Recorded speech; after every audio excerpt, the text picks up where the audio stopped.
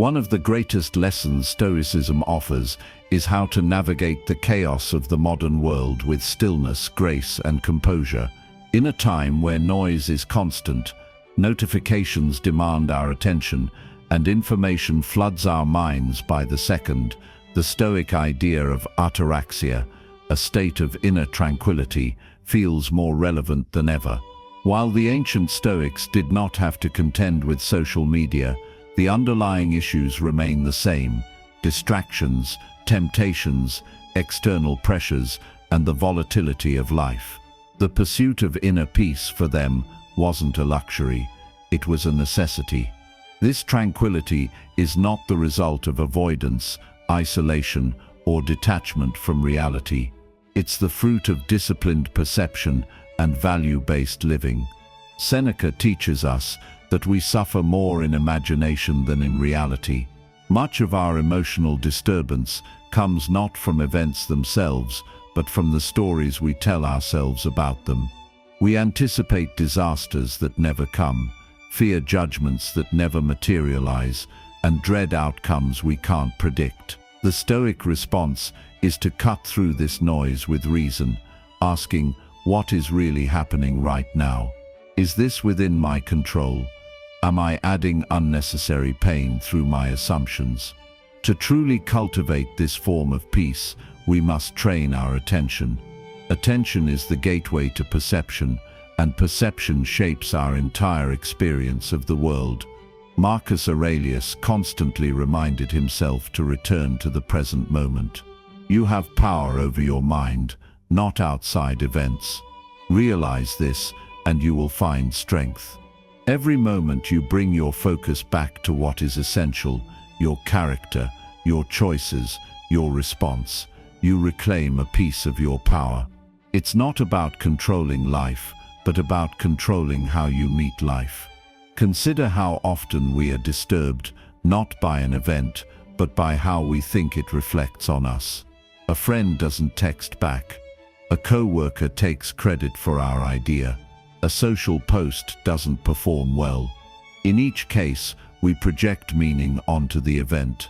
It's personal, it's unjust, it's humiliating. But is that true? The Stoic asks, what facts do I know? What am I assuming? And most importantly, is this something I must allow to disturb my peace? This reflective space between stimulus and response is where our freedom lives. It's where stillness begins. Stillness is not passivity. It is power under control. Think of a seasoned athlete in the final moments of a competition, not frantic but focused, or a leader in crisis, clear-headed, not panicked. That's Stoic stillness. It's a deep breath before speaking. It's the calm in the eye of the storm. It's the strength to let go of what doesn't serve and to act with intention. You don't have to abandon the world to be peaceful. You simply have to learn to be unmoved by its chaos. This mindset also has profound implications for our mental health. In a world where anxiety and depression are on the rise, the Stoic discipline of thought offers a form of cognitive resilience. The idea is not to suppress emotion, but to observe it, question it, and respond with clarity.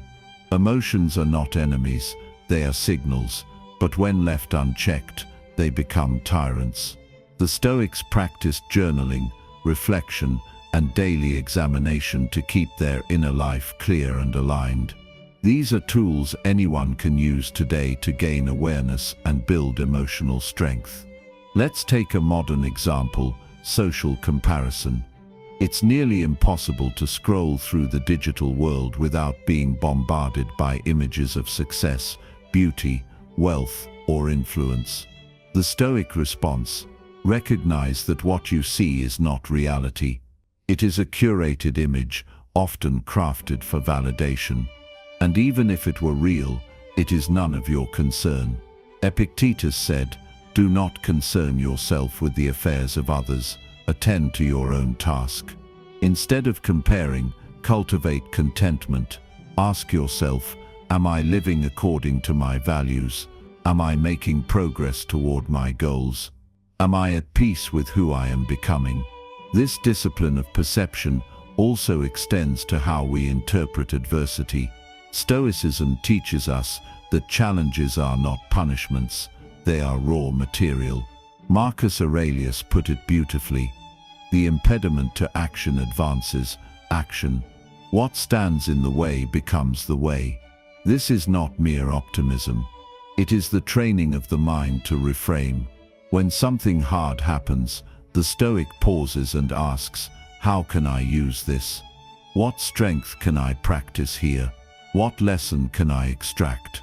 In this way, obstacles become opportunities.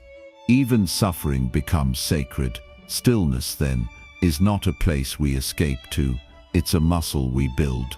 We build it through meditation, through choosing silence over noise, through self-awareness, through presence. We build it by disengaging from distractions and re-engaging with what matters. We build it by simplifying our desires, clarifying our values, and aligning our actions. It doesn't happen overnight. It happens moment by moment, choice by choice. We must also be cautious of the modern culture's emphasis on busyness. Productivity is not peace. Being constantly active is not the same as being truly alive. Seneca warned us about this 2,000 years ago. In his essay on the shortness of life, he argued that life is long if we know how to use it, but most people waste it on trivial things. They're busy, but not purposeful. Active, but not reflective. Alive, but not awake. Stoic peace requires that we evaluate where our time goes and whether our efforts serve the soul or merely feed the ego. So how do we integrate this in our daily lives? Begin each morning with reflection. Ask yourself, what are my duties today? What virtues must I uphold? Throughout the day, practice mindfulness. Return to your breath, to your values, to your reason. And at night, review your actions, not to judge, but to learn. This rhythm grounds you.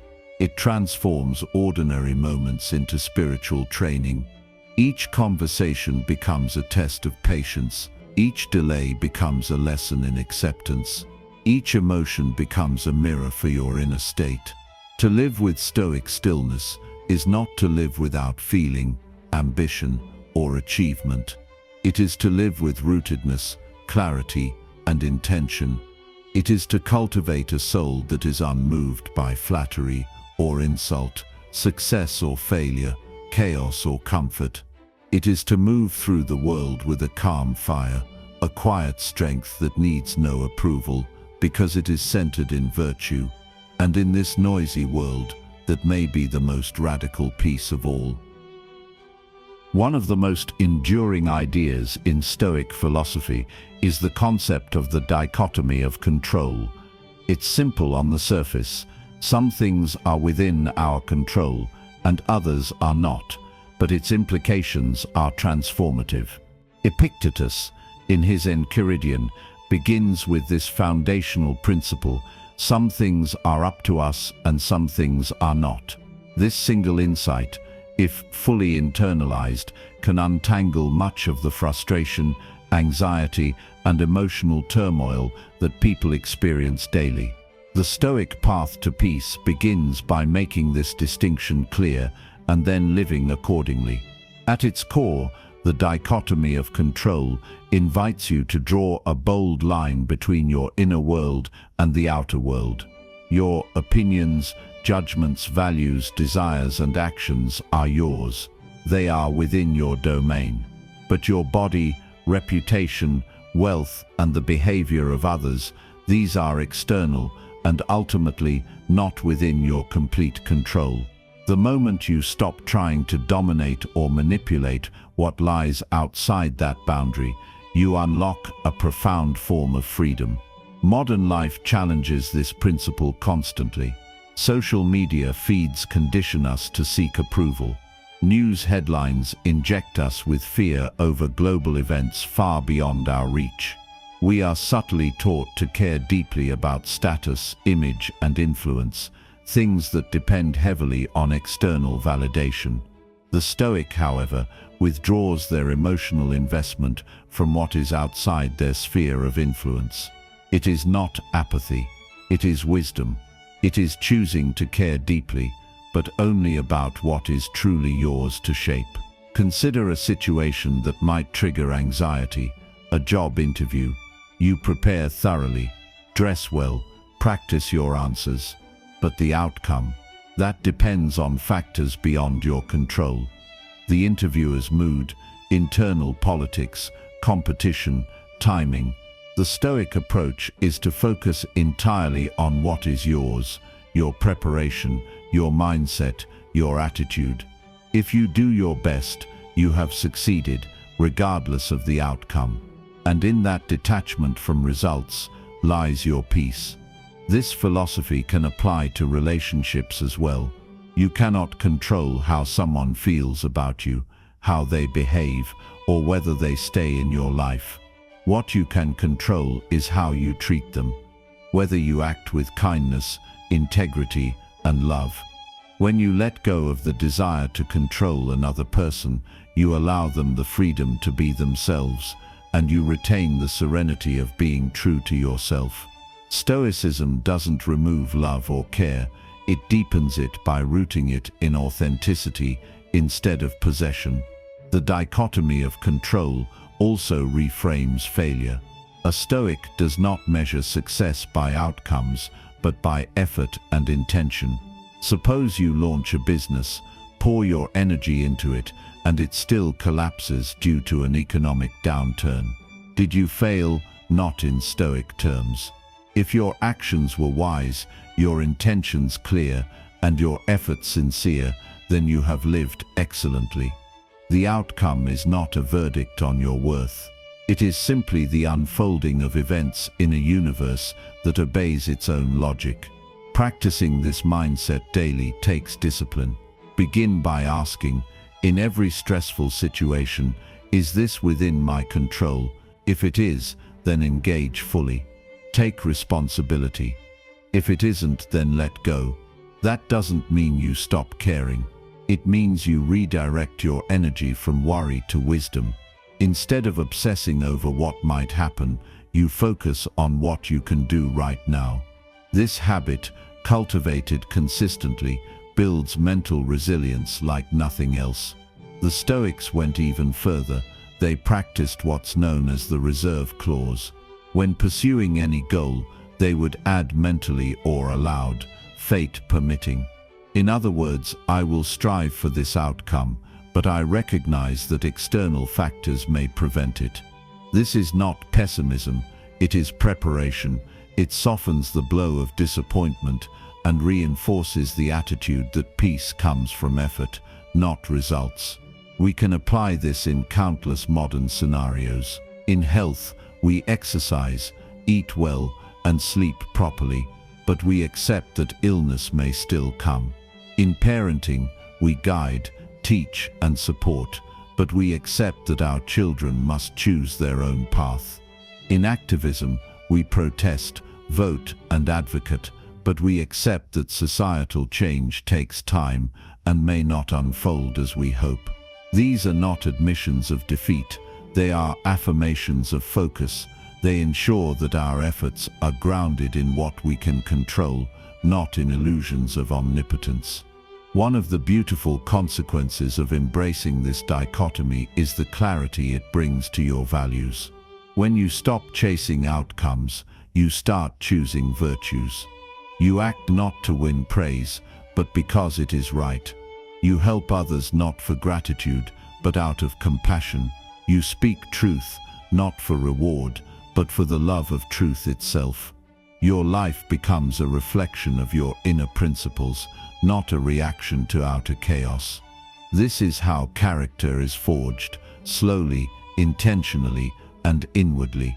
It is worth noting that the Stoics did not suggest you withdraw from life's challenges.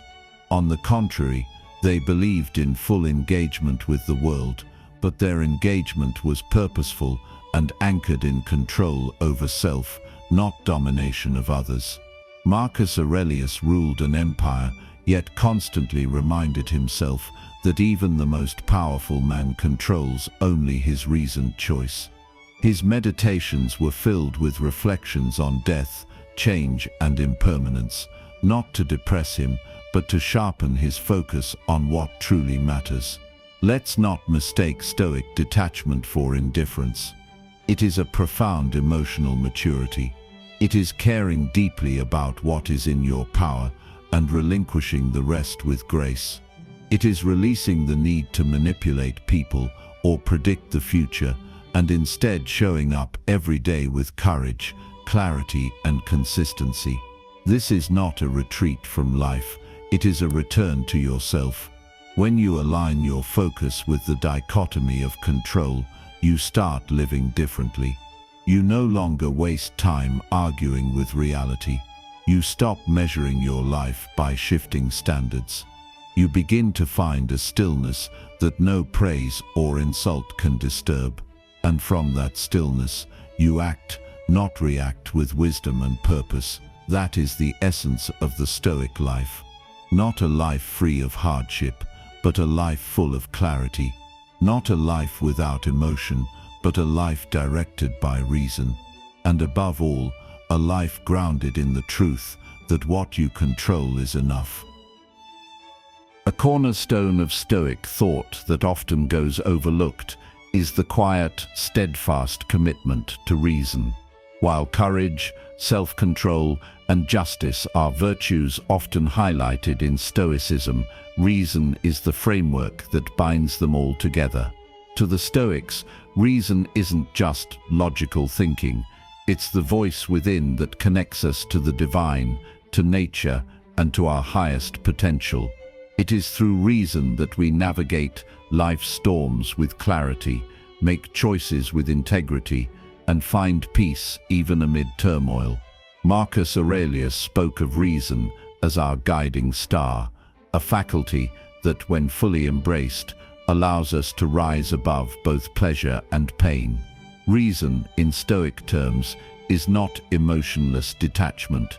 It is the ability to think clearly in the face of life's complexities. When we feel anger rising, it is reason that reminds us to pause. When we are tempted by indulgence, it is reason that urges restraint. When we are hurt by criticism, it is reason that allows us to reflect instead of react.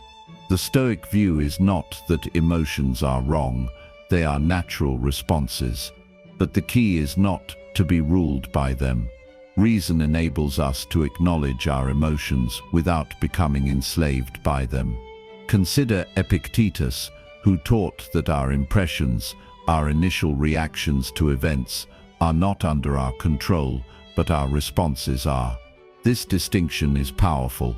When someone insults us, our immediate feeling of offense might be involuntary. But whether we lash out, stew in resentment, or respond with dignity, that is within our control. The wise person, Epictetus said, does not suppress feeling, but examines it, questions it, and ultimately acts in accordance with reason, not impulse. In today's world where impulsivity is rewarded and emotional reactivity is commonplace, Stoic reason is more vital than ever. We live in an age of immediacy, instant messages, breaking news, and rapid-fire opinions. Yet the Stoic path urges slowness, contemplation, and thoughtful response. Imagine the difference it could make in our lives if we took a moment of stillness before every important action. Imagine how many arguments could be avoided, how many regrets spared, if we paused and consulted our reason before speaking or reacting. One method to strengthen your reasoning faculties is the practice of Socratic questioning, asking yourself pointed questions before making a judgment. Is this true? What evidence supports this belief? Am I interpreting this situation accurately? What would a wise person do right now? These questions cut through the fog of emotion and help bring clarity. The more you ask them, the more automatic they become, training your mind to prioritize reflection over reaction. Another Stoic exercise involves viewing your situation from above. Marcus Aurelius often imagined himself looking down from a high vantage point, seeing cities, people, and events from a cosmic perspective. This visualization helps shrink the ego, dissolve petty frustrations, and illuminate the impermanence of all things. From this view, the traffic jam, the unkind comment, the missed opportunity, all lose their power to disturb. You remember that everything is fleeting, and you are but a small part of a vast rational whole. Reason also plays a critical role in moral decisions. To live with integrity is not to follow arbitrary rules, but to examine what is right, what is fair, and what is consistent with your nature as a rational being. When you lie, cheat, or compromise your values, you are not just breaking a rule, you are disrupting the harmony of your own soul. Stoicism teaches that inner peace comes not from external rewards, but from living in alignment with your values. Reason helps you discover and remain true to those values. In relationships, reason acts as a stabilizing force. It helps us forgive when we are wronged, not because the offense didn't matter, but because holding on to resentment only poisons our peace. It helps us set boundaries, not from cold detachment, but from self-respect. It helps us love more deeply, because we understand that love grounded in reason is not about possession or need, but about mutual growth and appreciation. Reason in love does not mean less passion, it means more presence, more understanding, more grace. When it comes to ambition and goals, reason helps us avoid both arrogance and despair. It reminds us that success is not entirely in our hands, that effort matters more than outcome, and that our self-worth does not rise or fall with achievement. It helps us plan wisely, act decisively, and adjust gracefully when circumstances change. A Stoic strives not for perfection, but for excellence, doing their best with what is given, and trusting that whatever follows is part of a greater order. The ancient Stoics did not worship reason as an abstract ideal. They lived it, they used it to confront exile, illness, loss, and even death. When Seneca was ordered to take his own life, he did so with composure, reflecting on philosophy with his friends as he bled.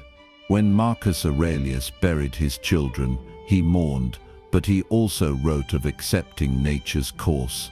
When Epictetus endured slavery, he cultivated an inner freedom that no master could take. Their reason was not a shield against pain, it was a sword that cut through illusion and brought them closer to truth.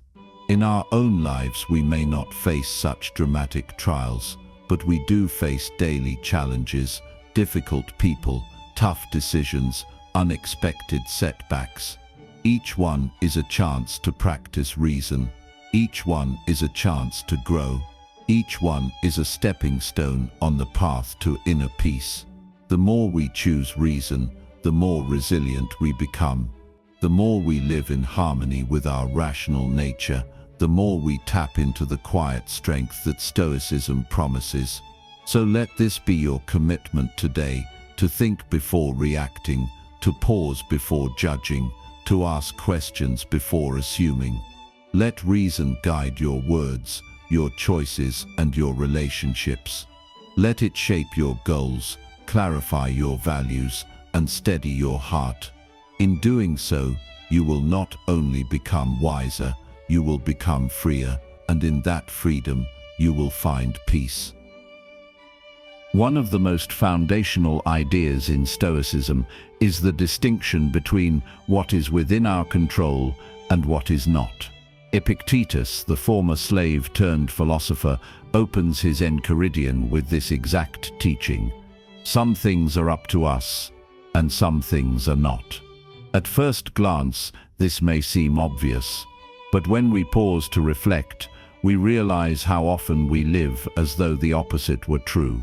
We stress over things outside our influence, what people think, how events unfold, whether things will go our way, while neglecting the power we do have, our thoughts, our choices, our responses. The Stoic path begins with reclaiming this control. To the Stoic, control is not about dominance or manipulation, it is about mastery of the self. You cannot control how someone else behaves, but you can choose your reaction. You cannot force the world to be fair, but you can act with justice. You cannot avoid every misfortune, but you can meet it with courage. This insight is profoundly liberating. Once we stop trying to control the uncontrollable, we free up energy to focus on what truly matters: our own character, our integrity, our inner peace. In the modern world, we are bombarded with situations that tempt us to forget this principle. Social media can make us obsess over approval. The news cycle can leave us paralyzed with anxiety. Work and relationships can trigger feelings of helplessness or frustration. But in every situation, the Stoic asks, what part of this can I actually control? This is not a form of denial, but of clarity. It allows us to engage with life more effectively. We no longer waste energy resisting what is, and instead bring our full presence to what we can do. Marcus Aurelius, the Roman emperor and Stoic philosopher, wrote to himself in his Meditations, "You have power over your mind, not outside events. Realize this, and you will find strength." Coming from a man who ruled an empire, yet struggled with immense responsibility, this insight carries weight. Marcus understood that real power lies not in external control, but in internal mastery. And if the Emperor of Rome could find peace in this principle, so can we. Think of the times you've been upset. How often was it because of something you couldn't change? Maybe someone didn't respect you. Maybe a plan fell through. Maybe a goal wasn't met. The Stoic doesn't deny the sting of disappointment, but instead of clinging to what cannot be changed, they ask, how can I respond with wisdom? What can I learn from this? Where is my opportunity for virtue here? This shift doesn't happen overnight. It requires practice. One way to build it is through daily reflection. At the end of your day, ask yourself, what disturbed my peace today? Was it something I could control? If not, did I accept it? If so, did I act wisely? This journaling habit helps train your mind to distinguish more quickly and clearly between the essential and the irrelevant. Over time, this discernment becomes second nature. Another useful practice is mental premeditation, premeditatio malorum, as the Stoics called it. This means imagining possible challenges or setbacks before they occur, not to worry about them, but to prepare your mind. What if I'm criticized today? What if I don't get what I want? What if plans change? By anticipating these scenarios calmly, we reduce their power over us. We are less reactive, more composed, more free. This principle also applies deeply to relationships. You cannot control how someone treats you, but you can control whether you respond with dignity or with pettiness. You can choose whether to hold on to resentment or to let it go. The Stoic does not surrender to mistreatment, but neither do they let it poison their mind. They stand firm in their values regardless of what others do. This is real strength. Even in the face of illness or loss, the Stoics maintained this clarity. Epictetus walked with a limp, yet said, "Lameness is an impediment to the leg, but not to the will." When a friend dies, we grieve, but we also remember that love includes loss, and that we cannot own others or their fate. Our control ends at the boundary of our own soul, and within that space, we are sovereign. Modern therapy echoes these ideas. Cognitive behavioral therapy, which draws from Stoic thought, teaches that our thoughts, not events, create our feelings. If we can change how we interpret situations, we can change how we feel. This doesn't mean pretending everything is fine. It means recognizing that between what happens and how we feel, there is space. In that space we have choice. And in that choice lies our freedom. Stoicism doesn't promise that life will be easy, but it does promise that we can meet life with resilience. The world will still surprise us, challenge us, even hurt us. But the Stoic doesn't seek a life of ease, they seek a life of excellence, and excellence begins with clarity, knowing what is yours to command and what is not. That is where peace begins. So when the world feels chaotic, return to this truth: you are not in control of everything, but you are in control of yourself. And that is enough. With this compass you can navigate storms, you can act with virtue, even in darkness. You can maintain your inner peace, even as the world changes. This is the Stoic way, not the path of avoidance, but the path of wisdom. At the heart of Stoic philosophy lies a concept that is both sobering and empowering: memento mori, remember you will die. These three simple words, echoing through centuries of Stoic thought, carry profound wisdom. To modern ears, it might sound grim or morbid, but the Stoics didn't use this phrase to incite fear. They used it as a call to clarity, a reminder that life is finite, and therefore each moment holds immense value. Death, far from being the ultimate enemy, is the lens through which life gains focus. The Stoics believed that when we forget our mortality, we fall into complacency. We postpone dreams, delay forgiveness, and waste time on trivialities. But when we hold death in mind, not obsessively, but consciously, we awaken. We live more deliberately. We love more urgently. We speak more honestly. We act with courage because we know we do not have forever. You could leave life right now, Marcus Aurelius wrote. Let that determine what you do and say and think. This is not morbid. This is liberation.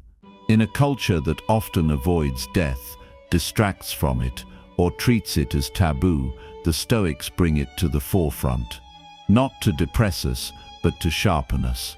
Consider how many arguments, grudges, or regrets might dissolve if we remembered that tomorrow is not guaranteed. Imagine how your decisions would shift if you treated each day as a precious, non-renewable resource. We speak of wasting time, but the Stoics would say, time is life. Every minute matters, because every minute is one less you'll have. Seneca put it bluntly: it is not that we have a short time to live, but that we waste much of it. In his work on the shortness of life, he laments how easily people give away their time to others, to distractions, to status games and empty pursuits. He urges us to become misers of our own time, to treat each day as a sacred trust, because in the end, our days are numbered. And while we cannot know the number, we can decide how we spend each one. This perspective is not meant to generate panic, but presence. When we acknowledge death, we live with more intensity and purpose. We stop sleepwalking through our days. We start choosing what really matters. The things that once seemed urgent, likes, status, validation, begin to fade in importance. What remains are the deeper, quieter values: integrity, love, learning, service, and peace. The Stoic doesn't run from death. He walks beside it. He lets it clarify what truly matters. This mindset also reshapes how we deal with fear. Fear of failure, rejection, embarrassment, these fade in comparison to the ultimate truth of mortality. If we will all die anyway, why waste time living timidly? Why allow the opinions of others to control us? Why delay what we know in our hearts we are meant to do? Remembering death strips away illusions. It reveals the bare bones of reality and gives us the courage to live fully while we still can. Modern psychology, too, has started to embrace what the Stoics knew centuries ago. The practice of contemplating mortality has been shown to reduce anxiety, increase gratitude, and deepen our sense of meaning. It reminds us that our time is not unlimited, and this realization helps us prioritize what aligns with our values. Far from being a downer, this awareness can actually make us happier, more focused, and more compassionate. Think about the most meaningful moments in your life. Chances are they were heightened by a sense of time's fragility. A heartfelt conversation, a goodbye hug, a breathtaking sunset. The moment you realized how quickly your child is growing up. These moments matter because they are fleeting, and that's the beauty of it. The Stoics didn't just teach us how to face death, they taught us how to live because of it. Memento mori also fosters humility. No matter how successful or admired we are, death levels us all. The emperor and the beggar meet the same end. This truth can dissolve pride, quiet the ego, and inspire a deeper compassion for others. We are all temporary travelers on this path. We are all bound by the same human limits. To live well, then, is not to deny death, but to live in harmony with its truth. You might wonder, how can I apply this in my daily life? You don't need to dwell on death constantly, but you can keep it gently in mind. Start your day with the question, if this were my last day, how would I live it? End your day with reflection, did I use my time well? Let this awareness shape your choices. It will help you say no to what doesn't matter and yes to what does. It will help you cherish the people around you. It will help you forgive faster, speak braver, and love deeper. And when loss inevitably comes, as it will, this practice prepares us. The Stoics taught that grieving is human, but despair is not necessary. By contemplating death beforehand, we are less shocked when it arrives. We are more prepared to let go, to accept impermanence, and to honor life even in its ending. Death is not a stranger, it is a teacher. It asks us not to waste the time we've been given. So when you feel lost, distracted, or overwhelmed by the noise of the world, return to this truth: you are mortal. You do not know how many days you have left, but you do have this one, and that is enough. Live it with awareness. Live it with courage. Live it like a Stoic. One of the most quietly radical aspects of Stoic philosophy is its stance on adversity. In a world that often tells us to avoid discomfort at all costs, the Stoics invite us to meet it head-on. They argue not only that adversity is inevitable, but that it's necessary. It sharpens the soul. It clarifies values. It reveals character. Epictetus, who lived much of his life in physical pain as a former slave, wrote, "Difficulties are things that show what men are." To the Stoics, adversity is not the enemy. It is the proving ground for inner peace. This isn't a call to seek out suffering, but rather a shift in how we interpret the struggles that find us. When you face pain, loss, failure, or disappointment, Stoicism offers a reframe.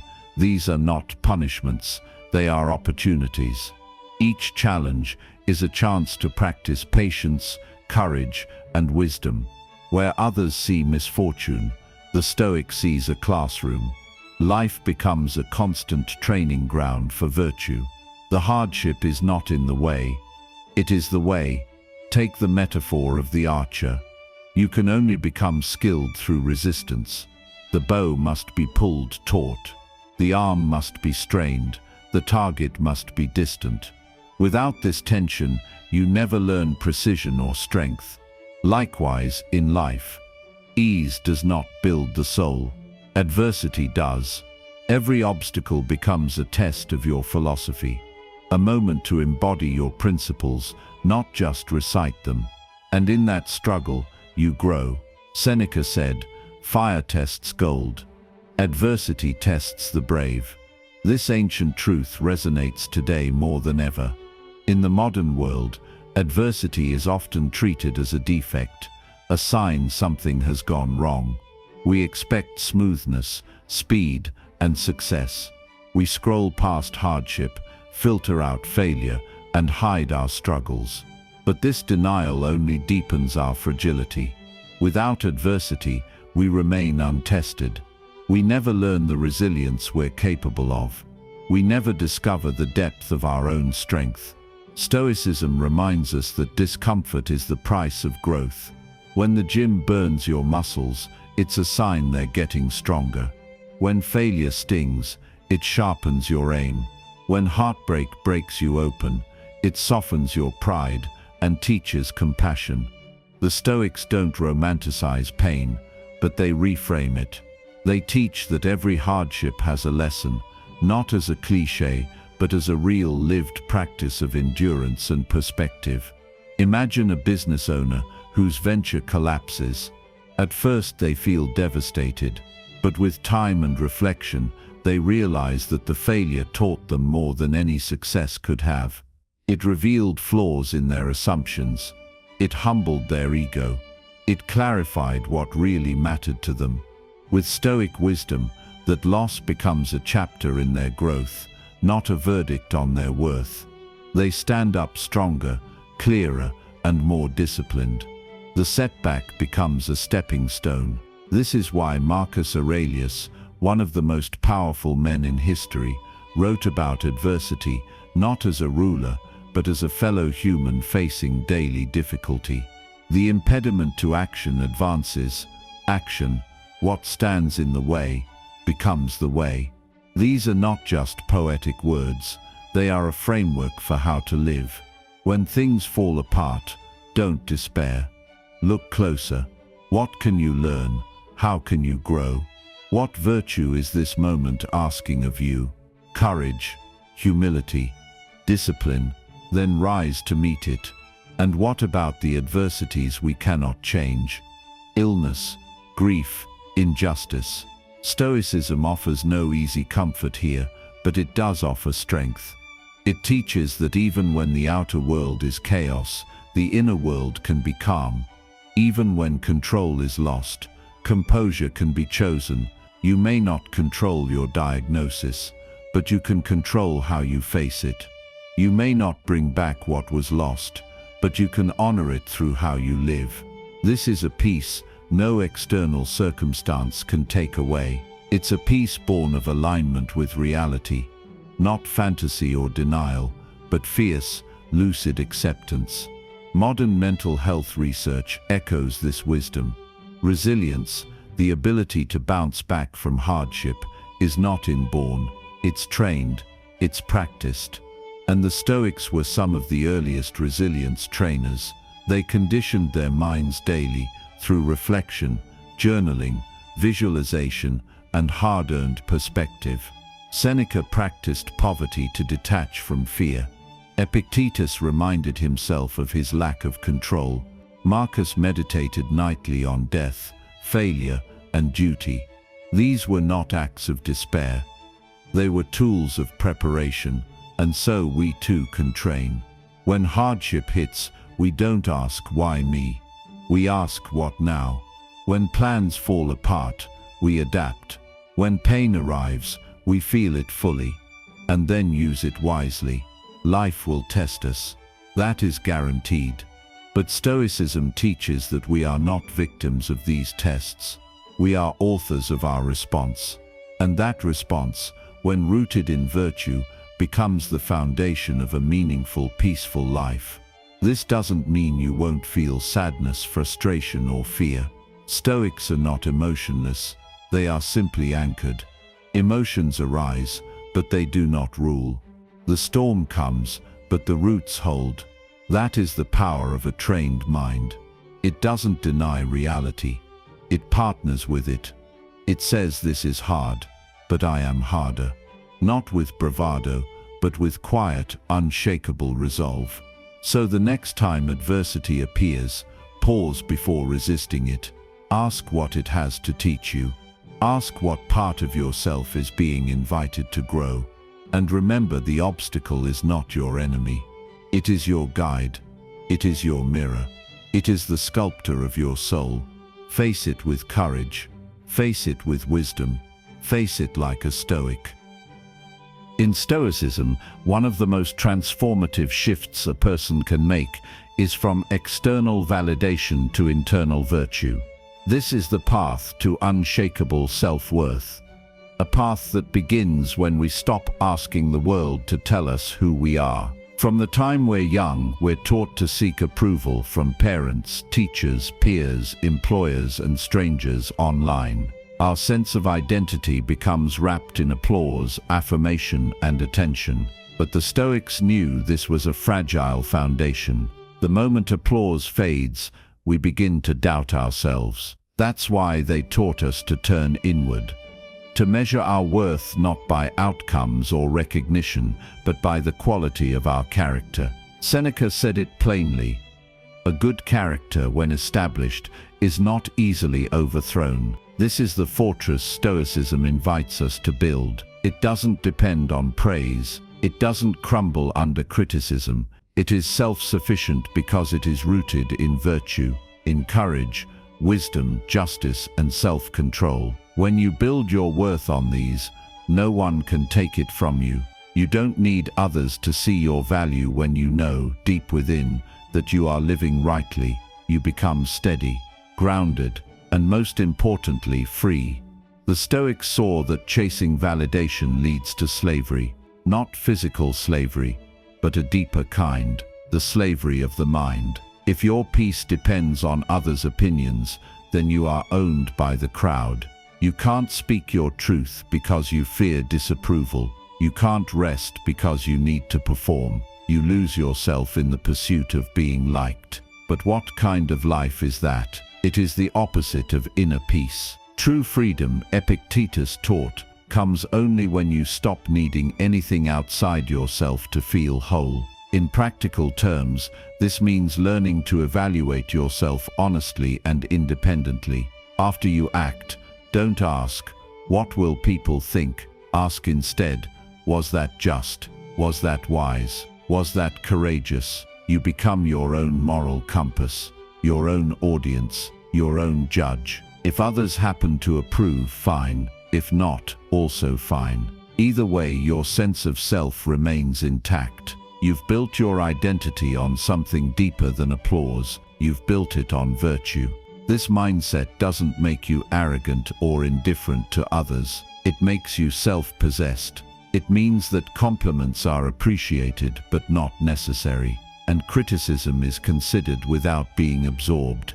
You begin to listen not to be liked, but to understand. You begin to speak not to impress, but to express what is true. You start living in alignment with your deepest values, not in response to the latest trends or opinions. And that alignment brings peace.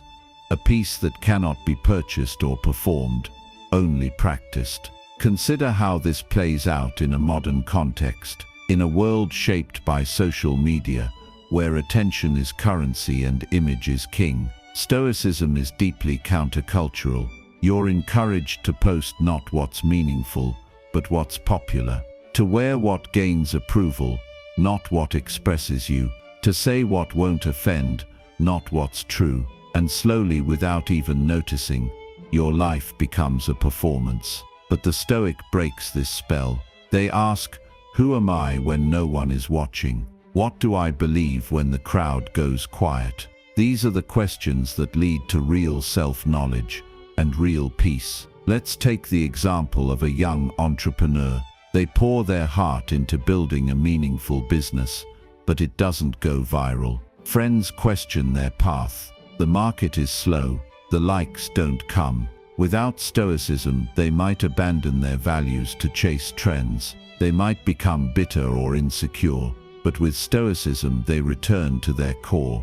Am I acting with courage? Am I pursuing justice? Am I living wisely? If the answer is yes, then they are at peace. not because the world agrees, but because they are in harmony with themselves. This is the Stoic ideal, not to be unaffected, but to be unaffected by what doesn't matter. You still feel, you still care, but you don't let shallow opinions or fleeting praise define you. Your compass is internal, your foundation is strong, and from that place you can love more purely, work more freely, and live more courageously, not for applause but for truth. Marcus Aurelius reminds us, the approval of others, for what? The applause of the crowd. They don't even know what they're clapping for. He saw that fame, recognition, and validation are illusions, temporary and often unearned. The wise person does not chase them. The wise person builds their worth on what lasts, on actions, on intentions, on virtue. That's where peace lives, not in being seen, but in being whole. This shift is powerful for mental health. So much anxiety, depression, and self-doubt in the modern world comes from the pressure to prove ourselves to others, to fit in, to be admired, to be perfect. But perfection is an illusion, and the pursuit of it is exhausting. Stoicism offers us a gentler path, one that doesn't demand perfection but integrity, one that doesn't seek attention but alignment, one that doesn't worship approval but values peace. So the next time you're tempted to seek validation, to please the crowd, to fear judgment, to chase likes, pause, breathe. Ask yourself, what is truly within my control here? Am I living in accordance with my values? Am I being honest with myself? If the answer is yes, then walk forward calmly. You've already won. No opinion can add to your worth. No insult can subtract from it. You are free. One of the most liberating teachings of Stoicism is the understanding of control. Epictetus, the former slave turned philosopher, opened his Enchiridion with a principle so simple yet so transformative: some things are up to us and some things are not. This clear division forms the foundation of Stoic peace. If we can internalize this deeply and completely, we can move through life with resilience, dignity, and serenity no matter the external conditions. The chaos of the world doesn't need to be solved, only our response to it needs to be mastered. So what, exactly, is within our control? Our judgments, our choices, our desires, our actions. These are the domains of personal sovereignty. Outside of this sphere are things like other people's opinions, the outcome of our efforts, the past, the future, the weather, and even our own physical health to a large degree. When we confuse what is within our control with what is not, we suffer, we exhaust ourselves trying to manage the unmanageable. But when we recognize this distinction, we gain an unshakable stillness. This distinction applies to every area of life. In your career, you control the effort you give, the skills you develop, the integrity you uphold. You do not control whether you get hired, promoted, or praised. In relationships, you control your honesty, your kindness, your presence. You do not control whether others love you in return, stay faithful, or respond how you hope. In your fitness journey, you control your consistency and discipline, not how quickly results appear. This is the Stoic way. Focus all your energy on the inner domain and release the rest. Consider a moment of stress. Maybe you're stuck in traffic, late for an important meeting. The untrained mind reacts with anger, panic, and self-blame. But the Stoic mind pauses and reflects. What can I control here? Not the traffic, not the passing of time, but I can control my breath, my mindset, the words I speak when I arrive. That shift from external fixation to internal focus transforms suffering into empowerment. You become the calm eye in the hurricane, the source of peace in a chaotic moment. Even our emotional responses, over time, fall under the domain of control. Not in the sense that we can instantly stop emotions from arising, they are natural reactions to perception, but we can change our perception. If someone insults you, you may feel a flash of anger, but the Stoic asks, is their insult true? If yes, be grateful, they've shown you a flaw you can fix. If not, why be upset at a lie? Epictetus teaches us that it's not events that disturb us, but our interpretation of them. Change the story, and you change the emotion. Let's take a modern example, social media. You post something meaningful to you, maybe a project you've worked on, a photo from your journey, or a personal insight. But it receives little attention. Others get more likes, more shares, more validation. The mind wants to chase this approval. But Stoicism reminds you, the number of likes is not in your control. What is your decision to create? Your intention behind the post? Your integrity? This is the only scoreboard that matters in Stoic living. The opinions of others are theirs to carry, not yours to manage. This principle of control also liberates us from regret. We all have moments we wish we'd done differently, a conversation we mishandled, a chance we didn't take. But what's done is done. The past is not within your control. What is? The lesson you take from it, the apology you can offer today, the choice you can make now, in the present. By returning your focus to what you can influence, you prevent the past from becoming a prison and transform it into a classroom. Similarly, the Stoic does not fear the future. Why? Because it's just as uncontrollable as the past. Marcus Aurelius reminds us, never let the future disturb you. You will meet it if you have to, with the same weapons of reason which today arm you against the present. In other words, trust your ability to respond wisely when the time comes. You don't need to solve next year's problems today. You only need to show up fully in this moment. When tomorrow arrives, you'll be ready. This mindset is not passive. It is not resignation. It is radical responsibility, a sharp focus on what you can truly influence. It's easy to complain about politics, the economy, or other people's behavior. It's harder and braver to examine your own thoughts, to improve your own actions, to live with virtue regardless of what the world is doing. That's what Stoicism calls us to, a life of internal mastery. A life where peace is not found in changing the world, but in changing your relationship to it. And the more we live this way, the more powerful we become. Not in the sense of dominance over others, but in self-possession. Imagine walking through life without being constantly shaken by every inconvenience, without spiraling from every criticism, without needing everything to go your way. That's what this teaching offers. A quiet mind, a resilient spirit, a strong heart. When you know what's truly yours to command, and you command it well, the rest of life loses its power over you. This is the Stoic promise to become free, not by controlling the world, but by mastering the self, by placing your attention and energy only where it belongs, on your choices, your mindset, your character. This shift changes everything. You no longer beg life to be easy. You become strong enough to meet life as it is. And in that strength you find peace. The Stoic approach to emotion is one of the most misunderstood elements of the philosophy. Many believe that Stoicism is about suppressing feelings or becoming emotionally numb, but nothing could be further from the truth. The Stoics never advocated the denial of emotion. They taught us to master it. They recognized that we are emotional beings and that feelings are a natural part of the human experience. What Stoicism challenges is not the existence of emotion, but the domination of emotion.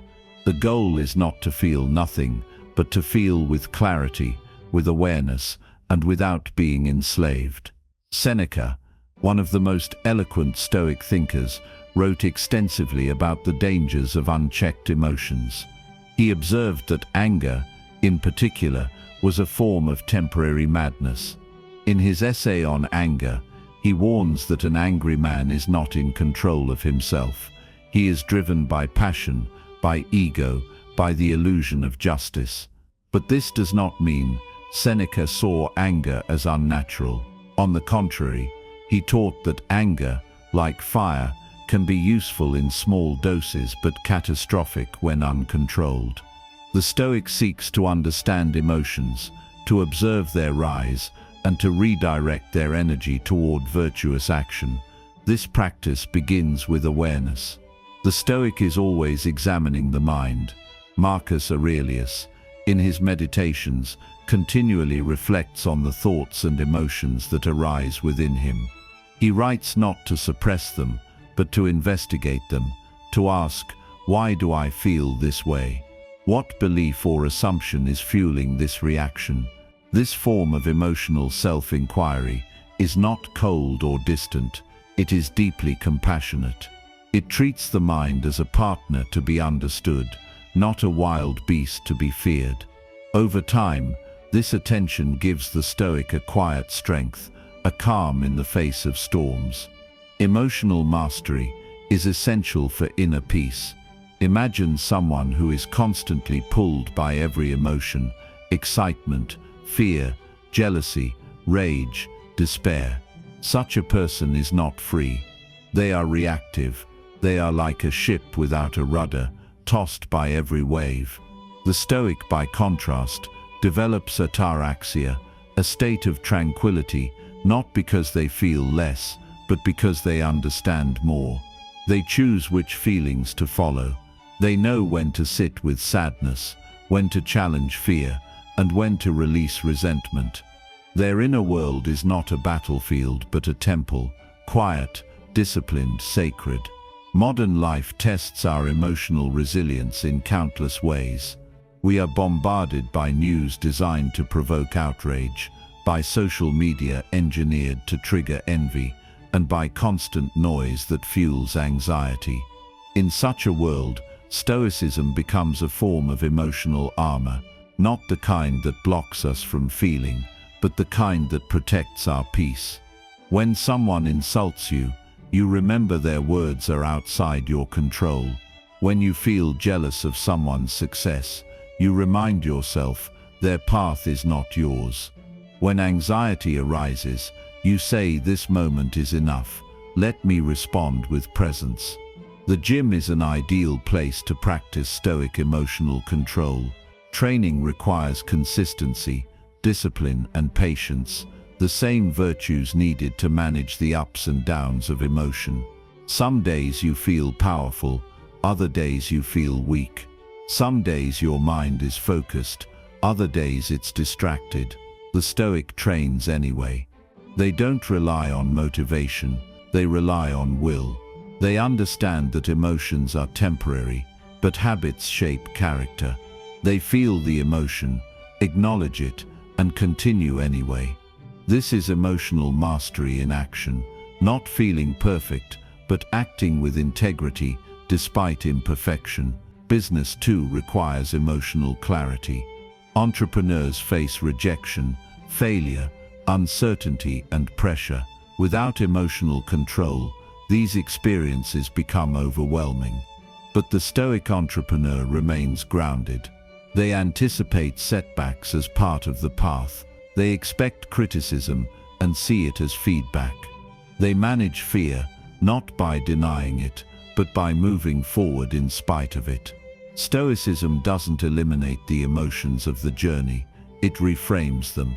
What others see as failure, the Stoic sees as data. What others call defeat, the Stoic calls instruction.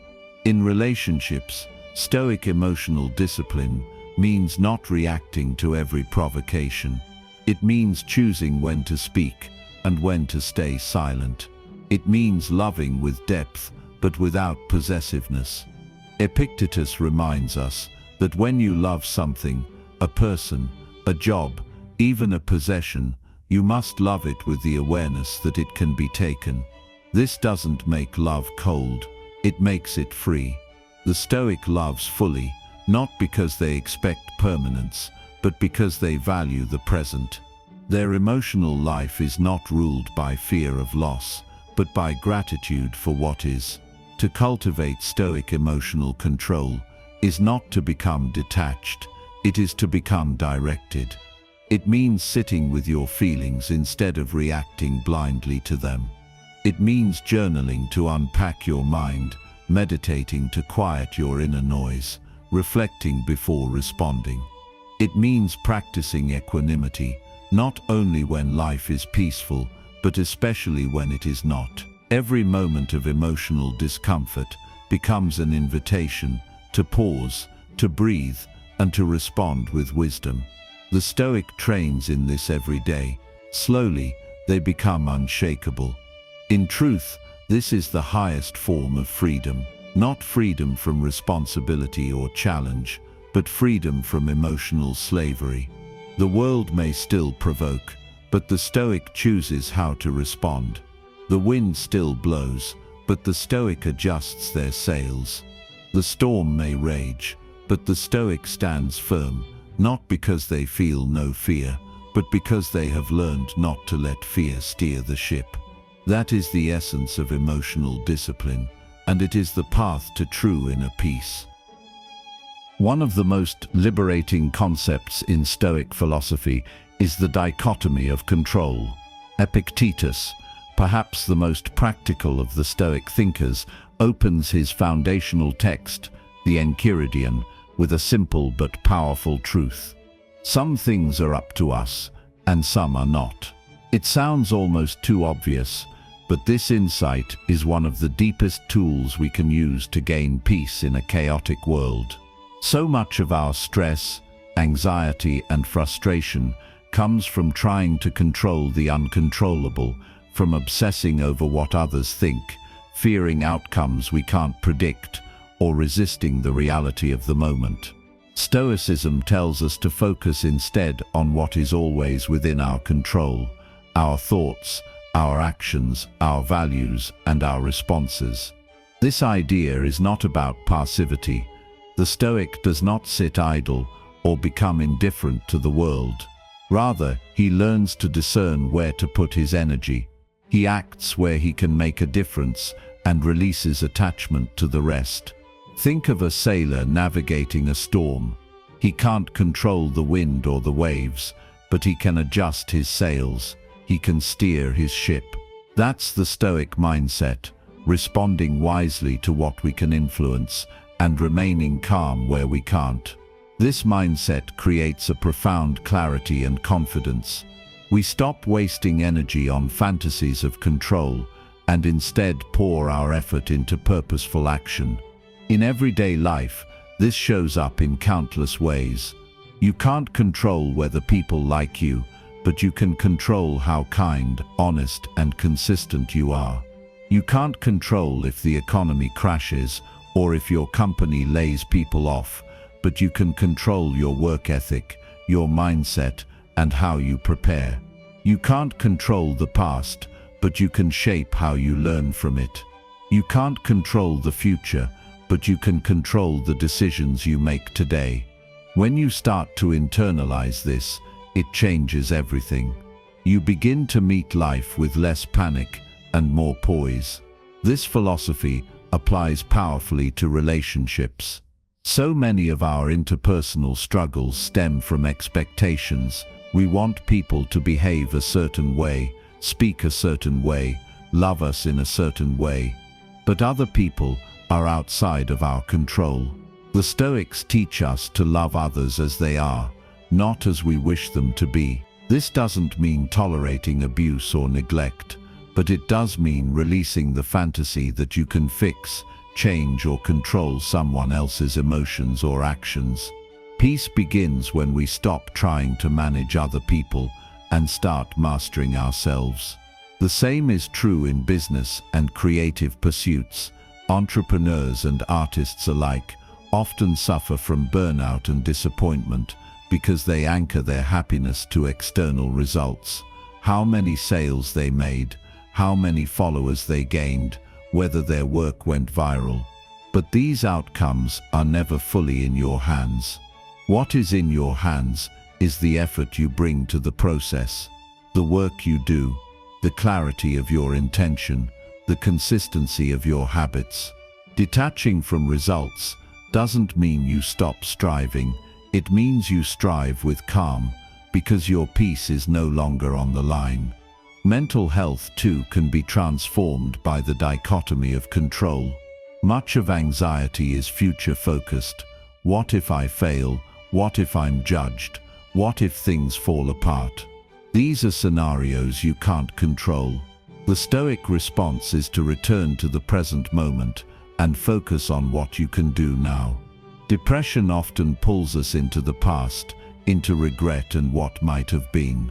Again, we return to what is within our control, today's choices, today's steps.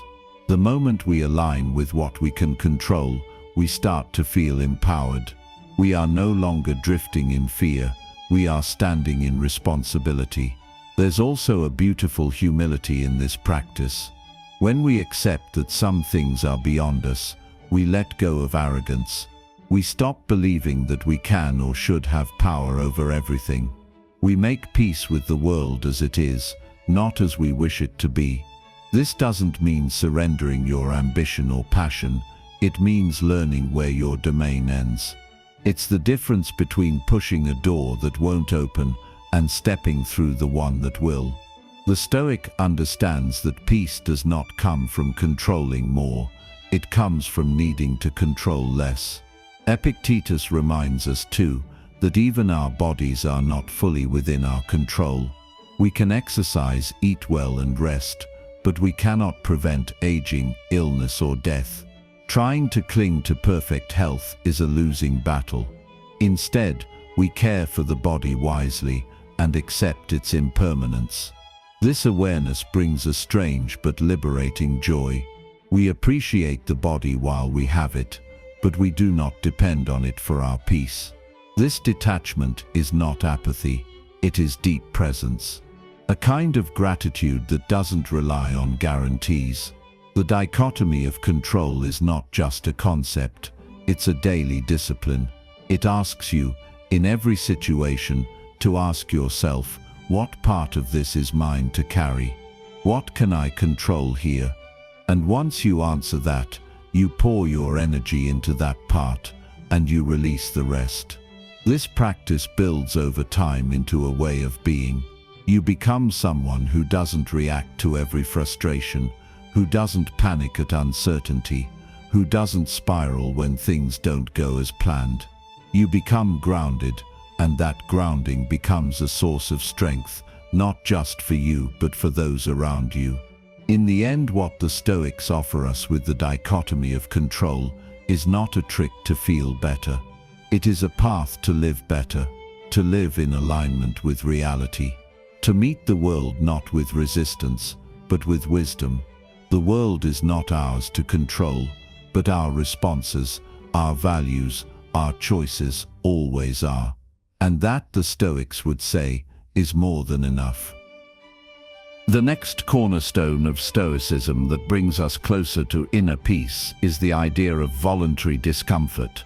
To the modern mind, this might sound strange. Why would anyone deliberately make life harder than it already is? But the Stoics, especially figures like Seneca and Musonius Rufus, understood a powerful truth: comfort breeds complacency, and adversity refines the soul. By voluntarily exposing ourselves to controlled hardships, we not only build resilience, but we also gain clarity on what we truly need to live well. We toughen the mind, strengthen the will, and reduce our dependency on luxury.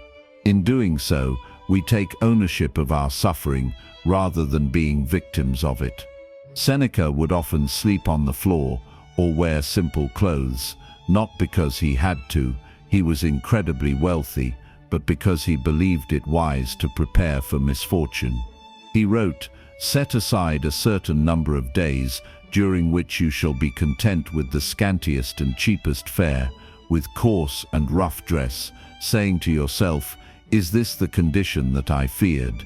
What Seneca teaches is that much of our fear comes from imagined suffering. When we test ourselves with real voluntary difficulty, we often discover that it is not nearly as terrible as we feared.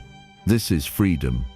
The less we fear discomfort, the less the world can control us. In our daily lives, there are many opportunities to practice this. It could be taking cold showers, fasting intermittently, walking instead of driving, giving up social media for a few days, or choosing to live below our means even when we don't have to.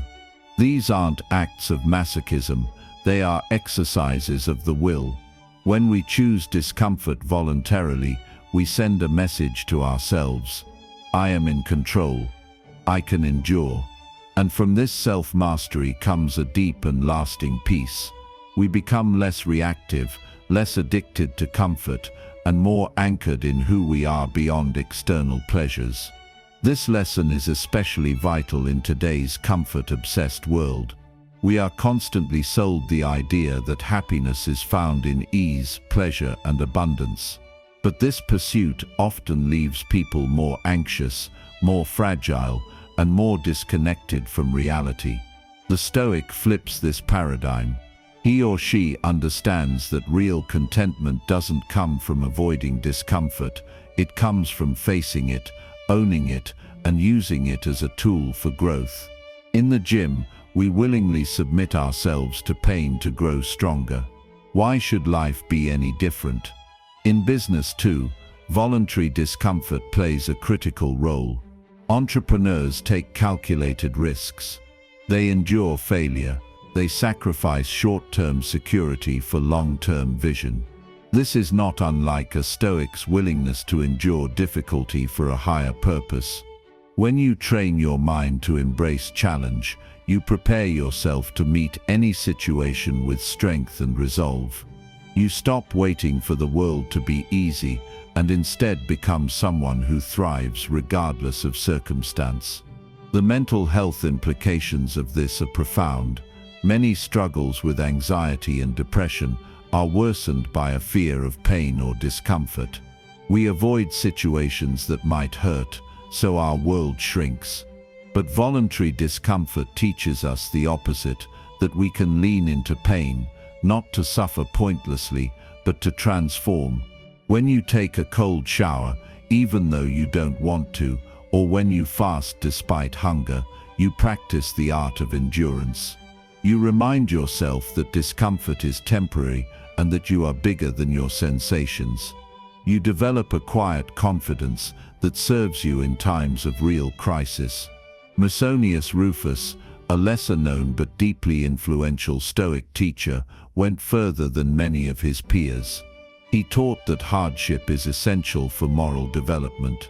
He believed that character is not formed in pleasure, but in resistance. For Musonius, discomfort was not just a tool, it was the very forge of virtue. He encouraged physical labor, simplicity in living, and temperance in all things. He wanted his students to be not just thinkers, but doers. This embodied wisdom is central to Stoic practice. Philosophy, in this view, isn't abstract, it's action, it's training. There is also an element of gratitude that emerges from this practice. When we remove ourselves from our usual comforts, we begin to appreciate them more. A warm meal, a soft bed, a friendly conversation, these things become sweeter when we've lived without them, even briefly.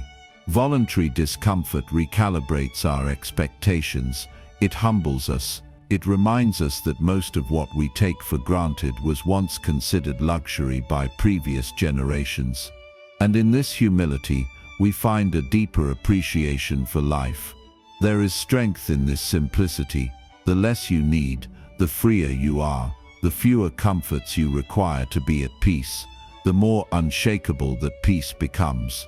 When you learn to eat plainly, live simply, and endure patiently, you build a foundation of inner fortitude that no market crash, breakup, or insult can destroy. This is what the Stoics meant when they spoke of invincibility, not invincibility of the body, but of the mind. In sum, voluntary discomfort is not about suffering for suffering's sake. It's about reclaiming your agency. It's about training your spirit.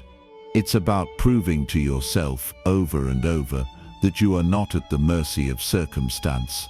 You are not fragile. You are not dependent on perfect conditions to be whole. You are complete in your simplicity. And once you internalize this, a deep and profound peace takes root, the kind of peace that cannot be bought, only earned. Now that we've explored the acceptance of fate and the art of emotional regulation, it's time to examine another essential pillar of Stoic philosophy, the distinction between what we can control and what we cannot. Epictetus famously said, "Some things are up to us and some things are not." This simple idea holds extraordinary depth. It teaches us to divide reality into two categories, the internal and the external.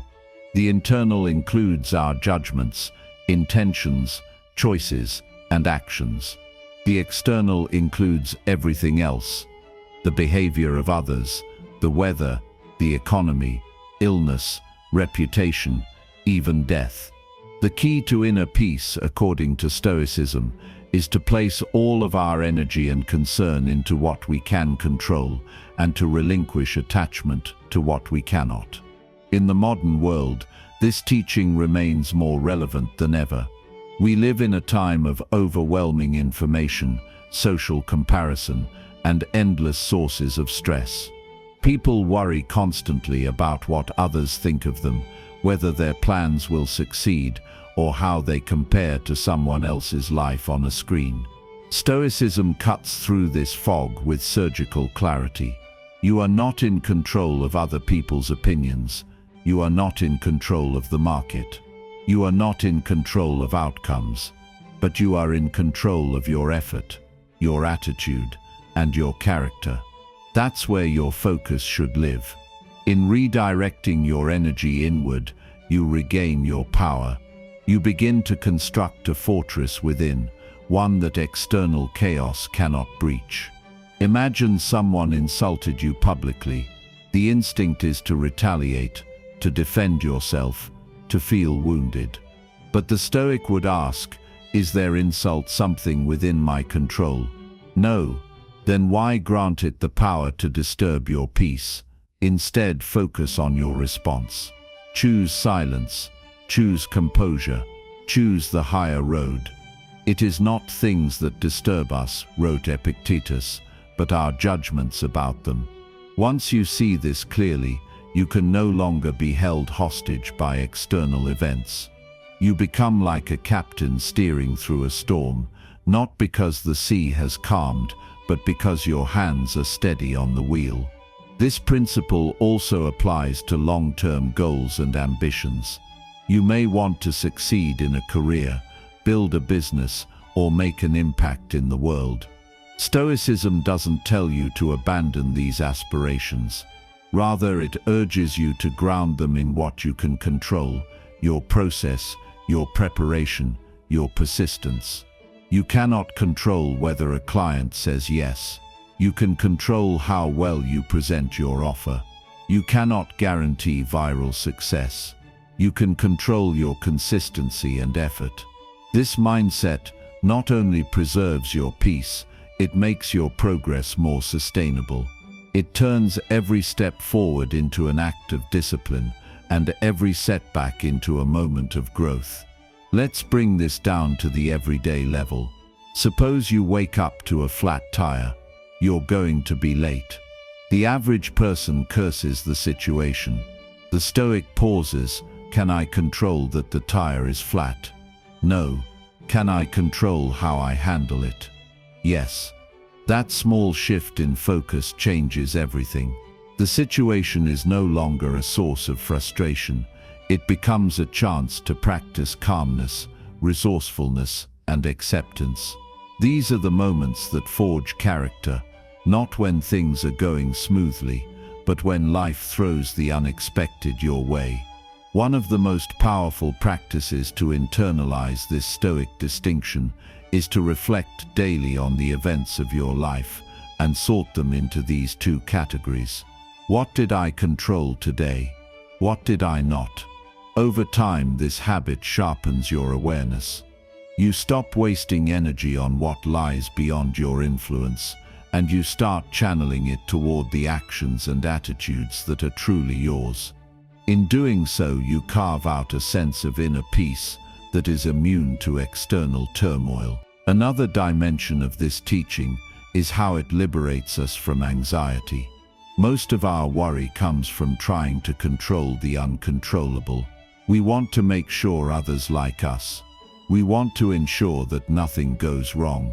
We want to predict and control the future. But none of these things are ever guaranteed. The Stoic understands this and thus learns to surrender, not in weakness, but in wisdom. By surrendering control over the uncontrollable, you gain control over yourself.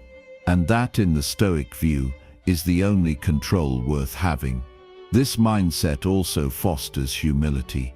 It reminds us that we are a small part of a vast and complex universe. We are not the center of it. We do not dictate its terms.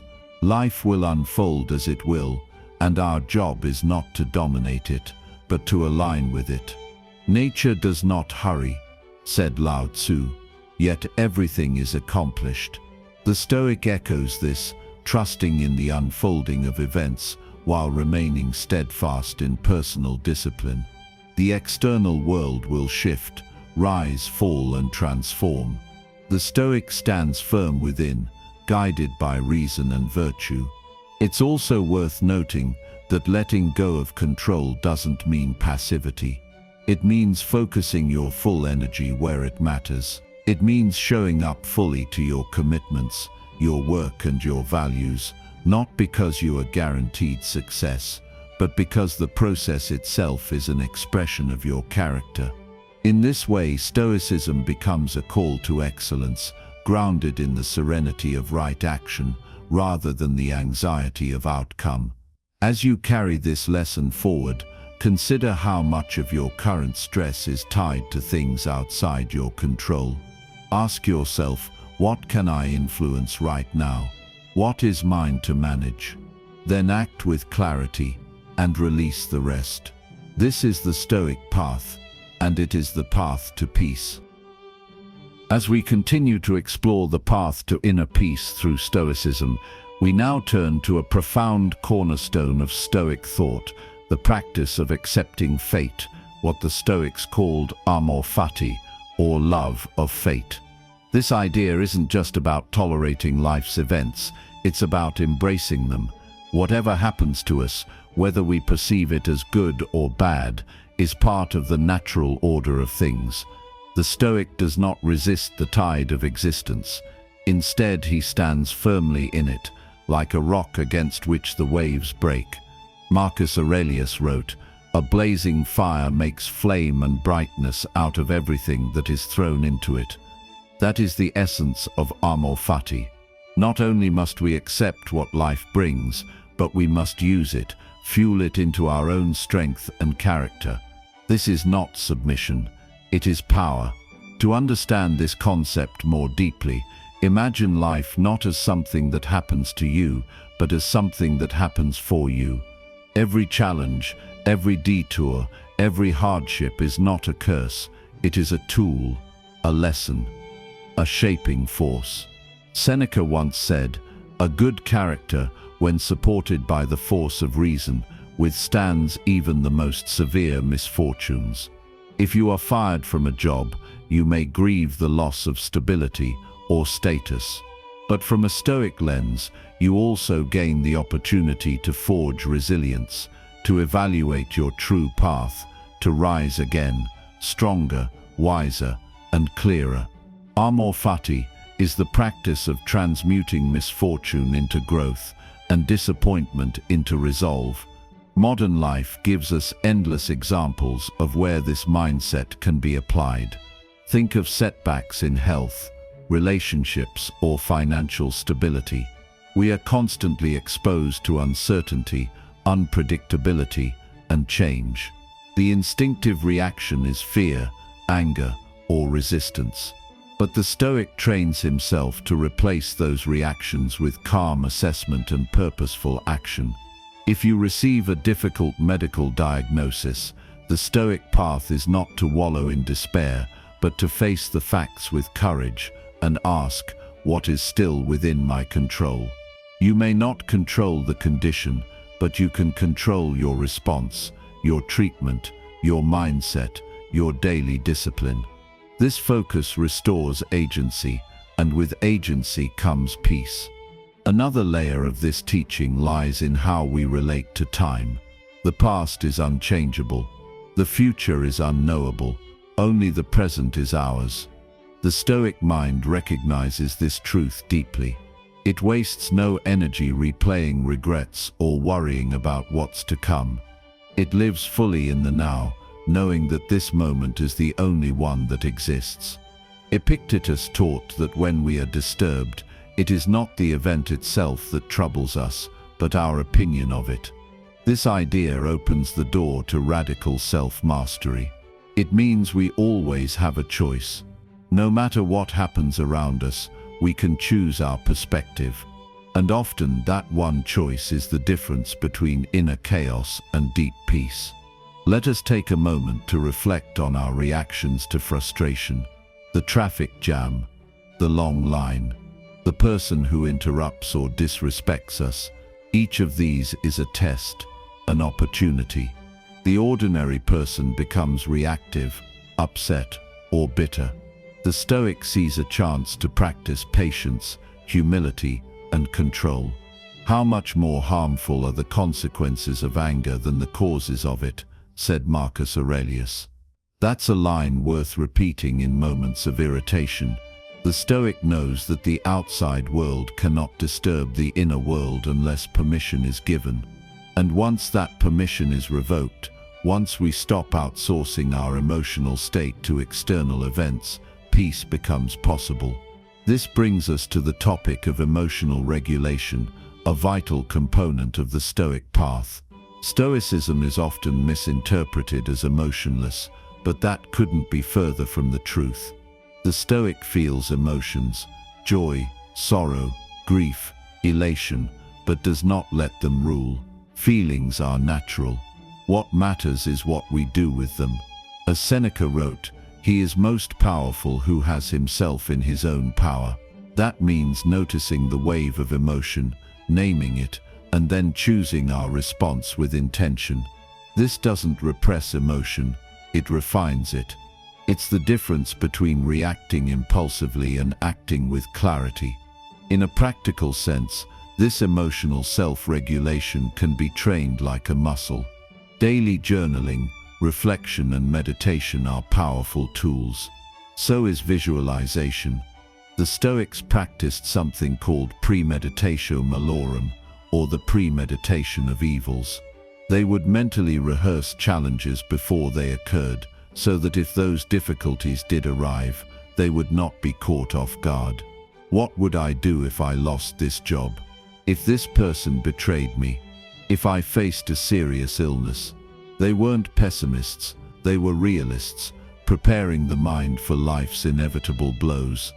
And in doing so, they made themselves stronger, calmer, and more resilient. Today you can practice this same technique. Spend a few minutes each morning thinking of something that might go wrong, not to fear it, but to make peace with it. Then remind yourself of what you would still control. Your breath, your perspective, your effort. These are the anchors in the storm, and they are always available. By accepting fate, regulating emotion, and living in the present, the Stoic builds a stable and secure internal life. Not because they ignore the difficulties of the world, but because they face those difficulties head-on, without illusion. This is the difference between fragile peace, peace that depends on everything going right, and unshakable peace, which thrives even in chaos. So as we close this chapter in our journey toward inner peace, reflect on this Life will not always be what you hoped for, but it can always be something you respond to with wisdom. Peace is not the absence of pain, it is the presence of strength. And Stoicism offers us the blueprint to build that strength, one choice at a time.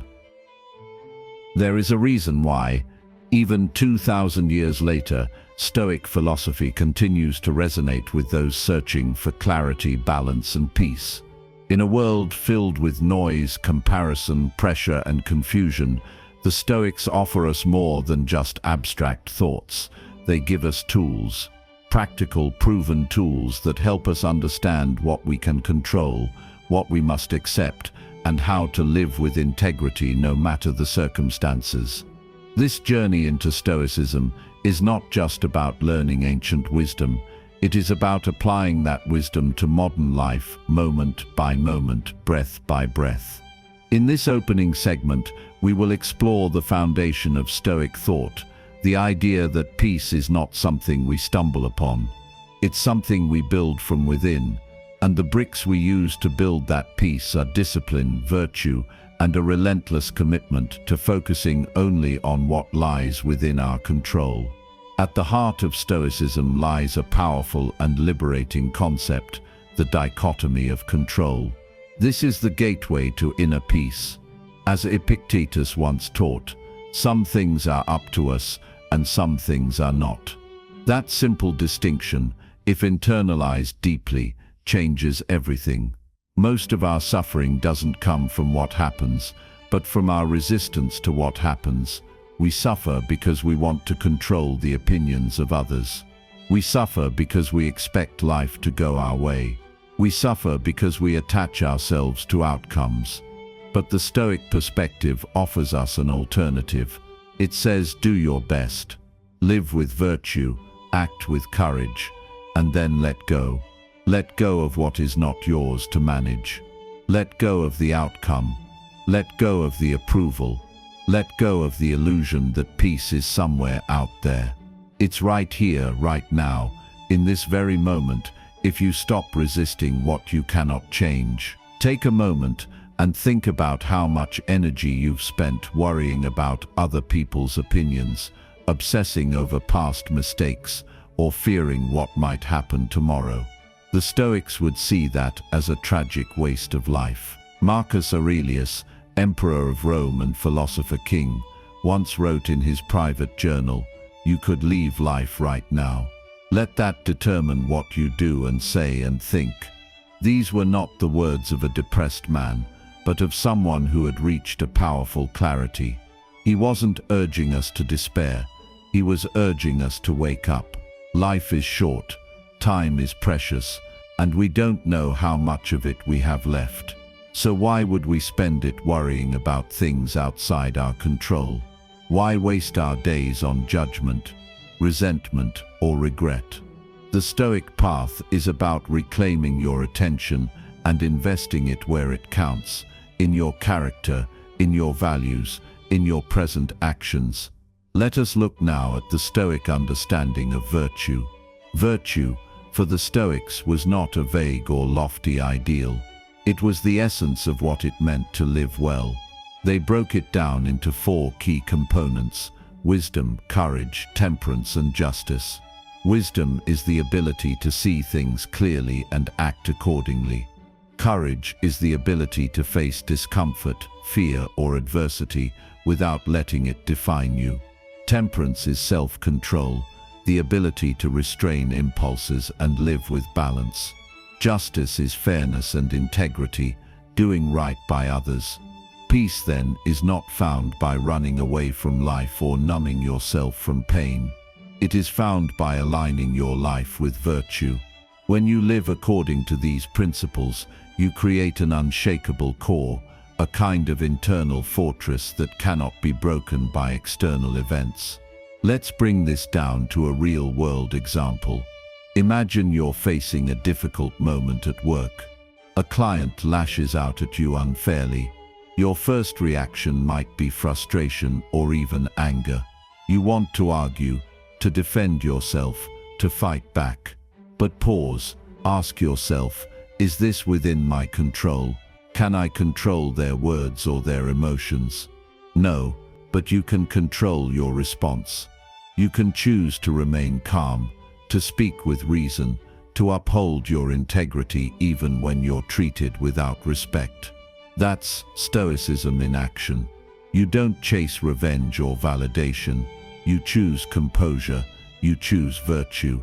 And in doing so, you preserve your peace, something far more valuable than winning an argument. Stoicism doesn't promise that life will be easy. It promises that you can face life with strength. It doesn't remove pain. It teaches you how to carry it. As Seneca wrote, we suffer more often in imagination than in reality. Much of our anxiety comes not from what is happening, but from what we think might happen. We run simulations in our head, catastrophizing, overanalyzing, and exhausting ourselves. But the Stoic invites us to come back to this moment. What is real right now? What can you do right now? That's where your power lives. That's where your peace begins. This first step toward inner peace, understanding what you can control, is deceptively simple. But it's a practice.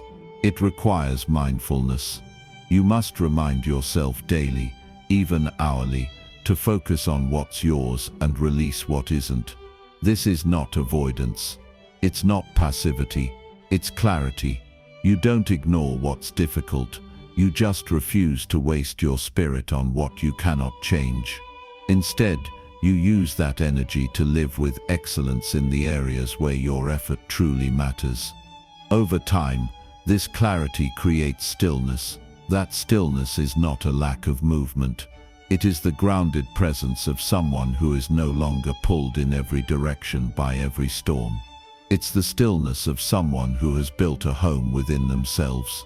Someone who can sit with discomfort, with uncertainty, and still remain anchored.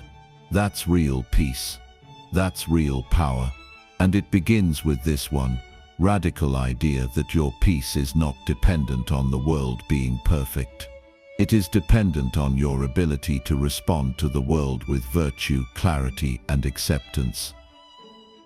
As we bring our journey through Stoicism to a close, it's fitting to return to one of the most central themes in Stoic philosophy, the idea of living in accordance with nature.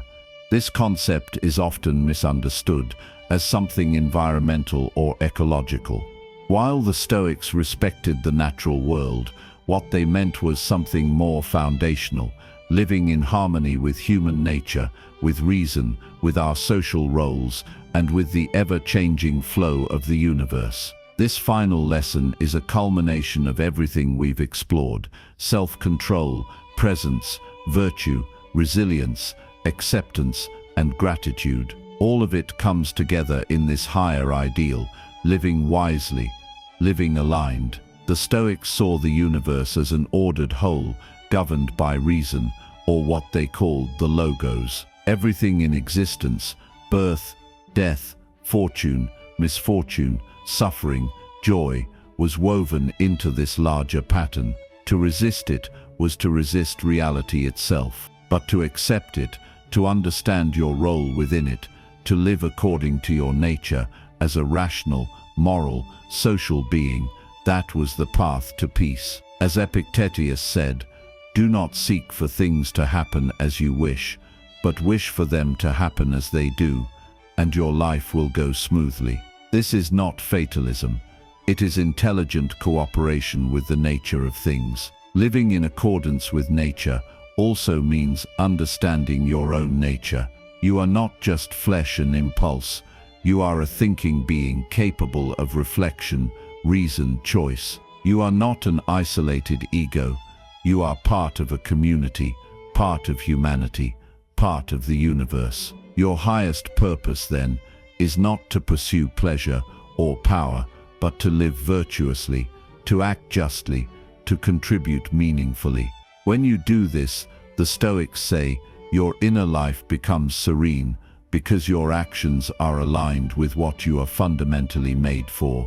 This understanding changes how we approach hardship. If something difficult enters your life, a loss, a challenge, a betrayal, you can ask, how does this fit within nature? What strength is it calling forth in me? What opportunity does it present to grow in wisdom, or courage, or compassion?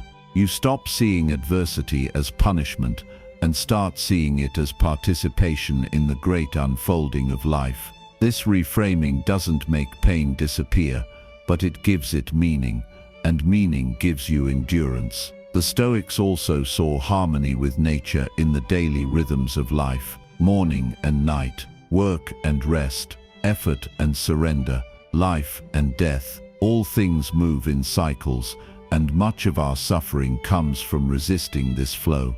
We want more when it's time to let go. We want control when it's time to accept. Marcus Aurelius reminded himself constantly that everything passes: fame, pain, praise, youth. The universe is change, he wrote. Our life is what our thoughts make it. To live well is to flow with these cycles, not fight them. This doesn't mean we become passive. Stoicism isn't about sitting still while the world turns. It's about acting with integrity within the flow, choosing your responses wisely, doing your duty fully, and letting go of the results. Think of a sailor adjusting the sails to the wind. He doesn't control the wind, but he works with it. That's the Stoic model. You show up each day, do what's in your control, and surrender the rest with grace. Living in accordance with nature also transforms your relationships. You begin to see other people not as obstacles or resources, but as fellow travelers in this shared human experience. Everyone is doing the best they can with what they've been given. Everyone is learning, struggling, evolving. When someone wrongs you, you can remember they are part of nature too. Their ignorance or anger is not personal. It's part of the human condition. This doesn't mean you tolerate abuse, but it helps you respond with wisdom instead of bitterness. Another implication is our relationship with death. The Stoics did not fear death. They saw it as a natural part of life's rhythm. Seneca said, "It is not that we have a short time to live, but that we waste much of it." Death isn't something to dread. It's something to prepare for, to reflect on, and to use as a guide for how to live. When you accept the inevitability of death, you become freer to live meaningfully. Each day becomes a gift, each breath a miracle. You stop postponing life, and you start inhabiting it fully. In a modern world that constantly pulls us away from nature, into screens, distractions, artificial goals, this Stoic idea is more vital than ever. How often do we ignore our body's need for rest? How often do we override our inner values for the sake of appearance? How often do we live in contradiction to what we truly are, thinking beings capable of depth, of stillness, of love? Living according to nature today might mean setting boundaries with technology. It might mean spending time outdoors. It might mean returning to silence, to simplicity, to presence. Ultimately, this lesson is about wholeness. When your thoughts, your actions, your values, and your environment align, you feel whole. There's no inner conflict, no self-betrayal. You are rooted, and from that rootedness grows clarity, strength, peace. This is the Stoic vision of a good life, not a life free from difficulty, but a life in tune with the deeper current of existence. A life lived awake. As you move forward, carry this with you. Let Stoicism be not just an idea, but a rhythm, a daily companion, in the way you wake up, in the way you breathe, in how you treat others, in what you pursue. Remember that you are nature. You are not separate from the world, but an expression of it. And when you live in alignment with that truth, you become unshakable, not because life stops being hard, but because you stop being at war with it. That is where peace is found. That is where strength is forged. And that is the essence of Stoicism, not a set of rules, but a way of seeing, a way of being, a way of becoming. So let these teachings settle into your life. Let them guide your mornings, shape your decisions, steady your heart. In the noise and speed of the world, come back to this still center, this inner place where reason and nature meet. There you will find clarity. There you will find peace. While Stoicism is often associated with resilience, rationality, and emotional control, its practice also involves cultivating a deep appreciation for what is present, for what remains, and for the moment itself. Gratitude in Stoicism isn't a warm feeling that shows up when life is comfortable. It's a choice, an act of perception, deliberately directed, even when circumstances are uncertain, difficult, or harsh. And in this framing, it becomes one of the most powerful tools for inner peace. Marcus Aurelius, arguably the most powerful man of his time, surrounded by war, illness, and betrayal, repeatedly reflected on his blessings. In Meditations, he begins Book 1 by listing all the individuals in his life from whom he learned valuable lessons, his mentors, his family, even his faults. This exercise of acknowledgement was not for show. It was a discipline of the mind to see what one has been given rather than fixate on what one lacks. That is the essence of Stoic gratitude, not an emotional high, but a practiced awareness. Gratitude for the Stoic is intimately connected to presence. When you focus your attention on what exists now, this breath, this meal, this moment of rest, this chance to think, you return to what is real and available. So much of our distress is born from living in the future, chasing things we don't yet have, or regretting what's gone. Gratitude redirects the mind. It reminds us that peace isn't out there, waiting at the end of a goal or the resolution of a problem. It's already here, hiding in plain sight. This doesn't mean Stoics ignored hardship. Seneca was no stranger to adversity. He faced exile, illness, and ultimately a death sentence. Yet even in these dark chapters, he emphasized the value of life itself and the mind's ability to shape the experience of it.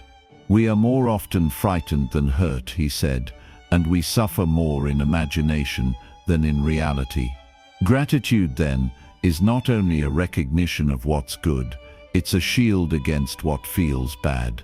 When we train ourselves to find something meaningful in any situation, even the hard ones lose their sting.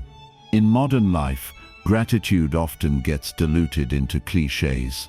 We are told to be thankful without being shown how. Stoicism offers methods. One is retrospective gratitude, looking back at the day and identifying moments that were peaceful, joyful, or valuable. A walk, a kind conversation, a lesson learned through discomfort. Another is negative visualization, a more radical technique. Imagine losing something you currently have, your health, your job, your loved ones, and then return to the present with renewed appreciation. This is not meant to breed fear, but perspective. The Stoics knew that much of our dissatisfaction comes not from lack, but from comparison. We don't suffer because we don't have something, we suffer because someone else does. Epictetus advised that we judge things by their true value, not their popularity or status. If a cup breaks, he said, remember that it was breakable. If someone dies, remember that death is part of life. And if you feel jealousy, remind yourself that appearances often lie, and that you have what truly matters, your mind, your virtue, your agency. Practicing Stoic gratitude means detaching from outcomes and turning toward process. Are you grateful for the opportunity to train, regardless of your PR? Are you thankful for a mind capable of thinking, even when it overthinks? Are you appreciative of the fact that while you can't control others, you can control how you show up every day? This kind of grounded appreciation doesn't swing with fortune's highs and lows. It stays steady, rooted in what is essential. Gratitude also expands your sense of connection.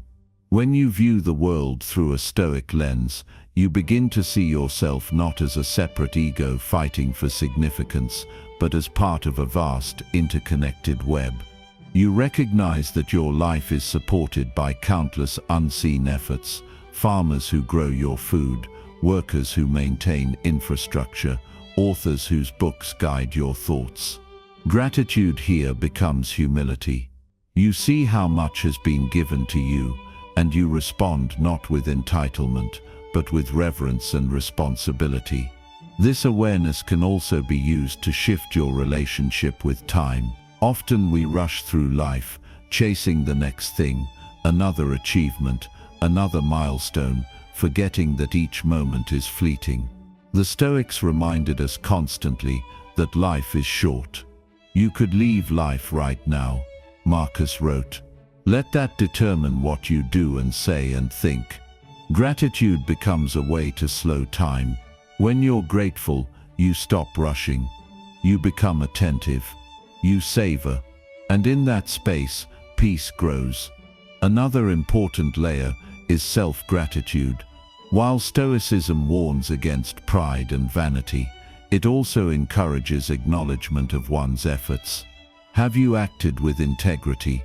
Have you endured difficulty without complaint? Have you returned to your principles even after slipping? Then be grateful, not boastful, for that inner strength.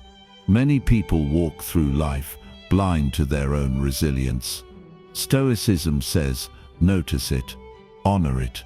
Let that recognition refuel your commitment to virtue. To make gratitude a habit, consider building it into your daily rituals. Each morning, before the chaos begins, reflect on 3 things you're grateful for, not abstract concepts, but specific realities. In the evening, scan your day. What went right? What didn't go your way, but taught you something? Over time, this rewires your mind. You stop scanning for problems. You start scanning for blessings. And that shift doesn't make life easier, but it does make it lighter. We must also talk about gratitude in adversity. The Stoics didn't ask us to enjoy suffering, but to find value in it. When something goes wrong, ask, what strength is this building in me? What lesson is being offered? What part of my character is being revealed or refined? This isn't denial, it's perspective. It's the difference between drowning in hardship and using it as fuel. When you learn to say, thank you for this test, you begin to unlock the peace that comes from purpose. Ultimately, Stoic gratitude is a form of spiritual discipline. It is the choice to focus on what you have over what you lack, to appreciate the simple over the extravagant, to value being over having. And in this quiet clarity, you discover a kind of joy that cannot be taken from you, not by failure, not by loss, not by the passage of time. That is the joy the Stoics knew. That is the peace they practiced. One of the most powerful and often overlooked principles in Stoic philosophy is the idea that our suffering doesn't stem from events themselves, but from our interpretation of those events. This insight, found throughout the writings of Epictetus, Marcus Aurelius, and Seneca, is deeply transformative. It suggests that the external world has no power over us unless we grant it that power. This concept lays the groundwork for emotional resilience, inner peace, and mental freedom. In a world that constantly shifts, this inner stability is everything. Epictetus famously said, "Men are disturbed not by things, but by the views which they take of them." In other words, what happens to you isn't what breaks you, it's how you frame it. 2 people can experience the same setback, losing a job, a breakup, or public criticism, and walk away with entirely different internal outcomes. One sees it as a tragedy, the other sees it as an opportunity. The event is the same.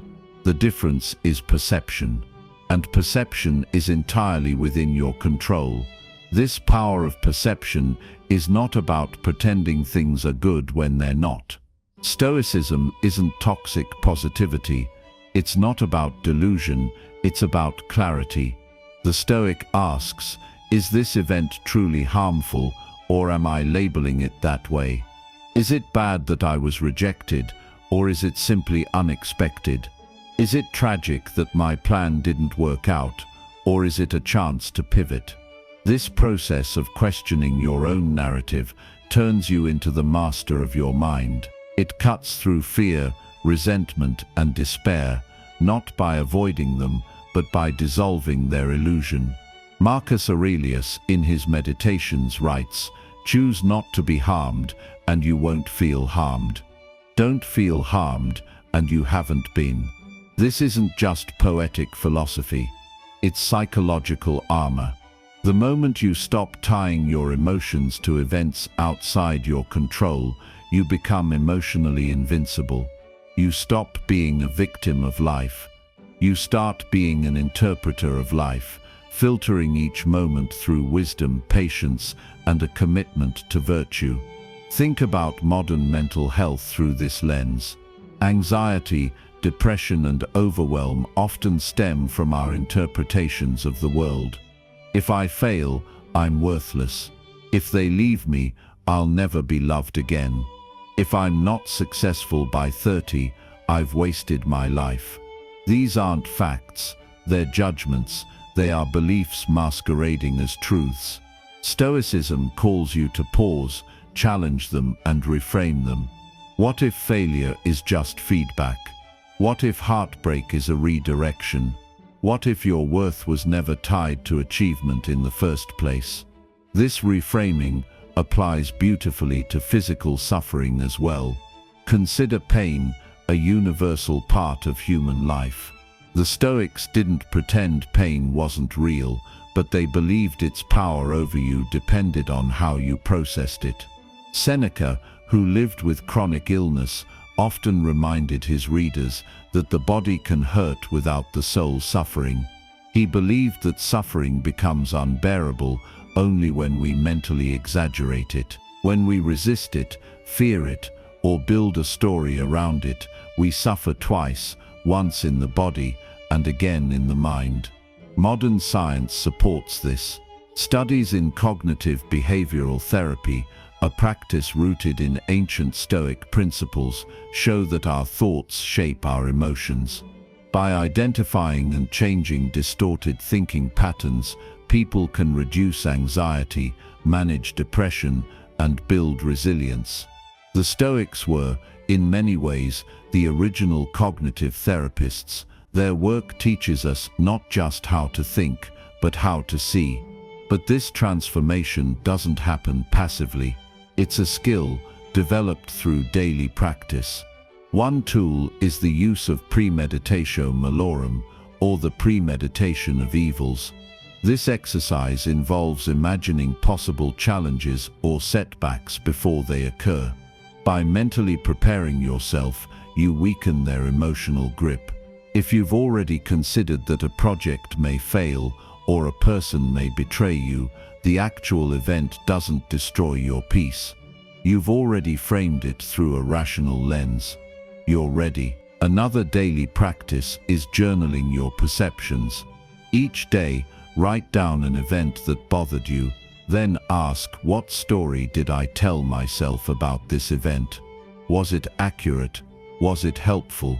How else could I interpret this? By doing this consistently, you begin to catch your mind in the act. You notice the moment when you start catastrophizing, assuming the worst, or tying your identity to outcomes. And with that awareness comes power. This perceptual training is like weightlifting for the soul. At first, it's heavy. You'll default to old stories, but with time, your inner dialogue becomes calmer, wiser, more compassionate. You begin to recognize that your thoughts are not facts, your emotions are not directives, and your story is not fixed. You are the author. You can rewrite it, mid-sentence, mid-chapter, anytime. In the modern world, where attention is constantly hijacked and social comparison is everywhere, this perceptual discipline is more crucial than ever. Social media feeds you narratives about who you should be, what you should want, and how you should feel. Without a Stoic filter, you will absorb these messages uncritically, allowing them to shape your self-worth and your worldview. But with a Stoic mindset, you begin to question, is this true? Is this useful? Does this reflect who I choose to be? In every area of life, from health to relationships to career, the power of your perspective determines your peace. The Stoics don't offer a utopia where nothing goes wrong. They offer a map for navigating the real world with grace, clarity, and strength. When something happens, pause. Ask, what is this really? What part of this is fact? And what part is my story? What's within my control here? What does virtue look like right now? When you start to view life through these questions, you begin to master your experience. Not by changing everything around you, but by transforming the lens through which you see it. That is the Stoic path to peace. Not silence, not escape, but sovereignty over the self. To suffer less, not because life is easier, but because your mind is stronger. This is your power. Use it. In the Stoic worldview, there is a quiet, persistent warning against the illusion of control. Human beings, by nature, crave certainty. We want the world to bend to our will, our plans to unfold as designed, and others to act as we expect. But Stoicism steps in with a cold, liberating truth. Most things are outside your control.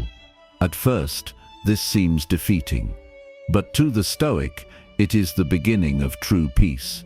Epictetus said it best, "Some things are up to us, and some are not." And the secret to inner peace lies in knowing the difference. When you internalize this principle, a great burden lifts from your shoulders. You stop wasting energy trying to manipulate outcomes. You stop obsessing over how people perceive you. You no longer spiral when plans fall apart.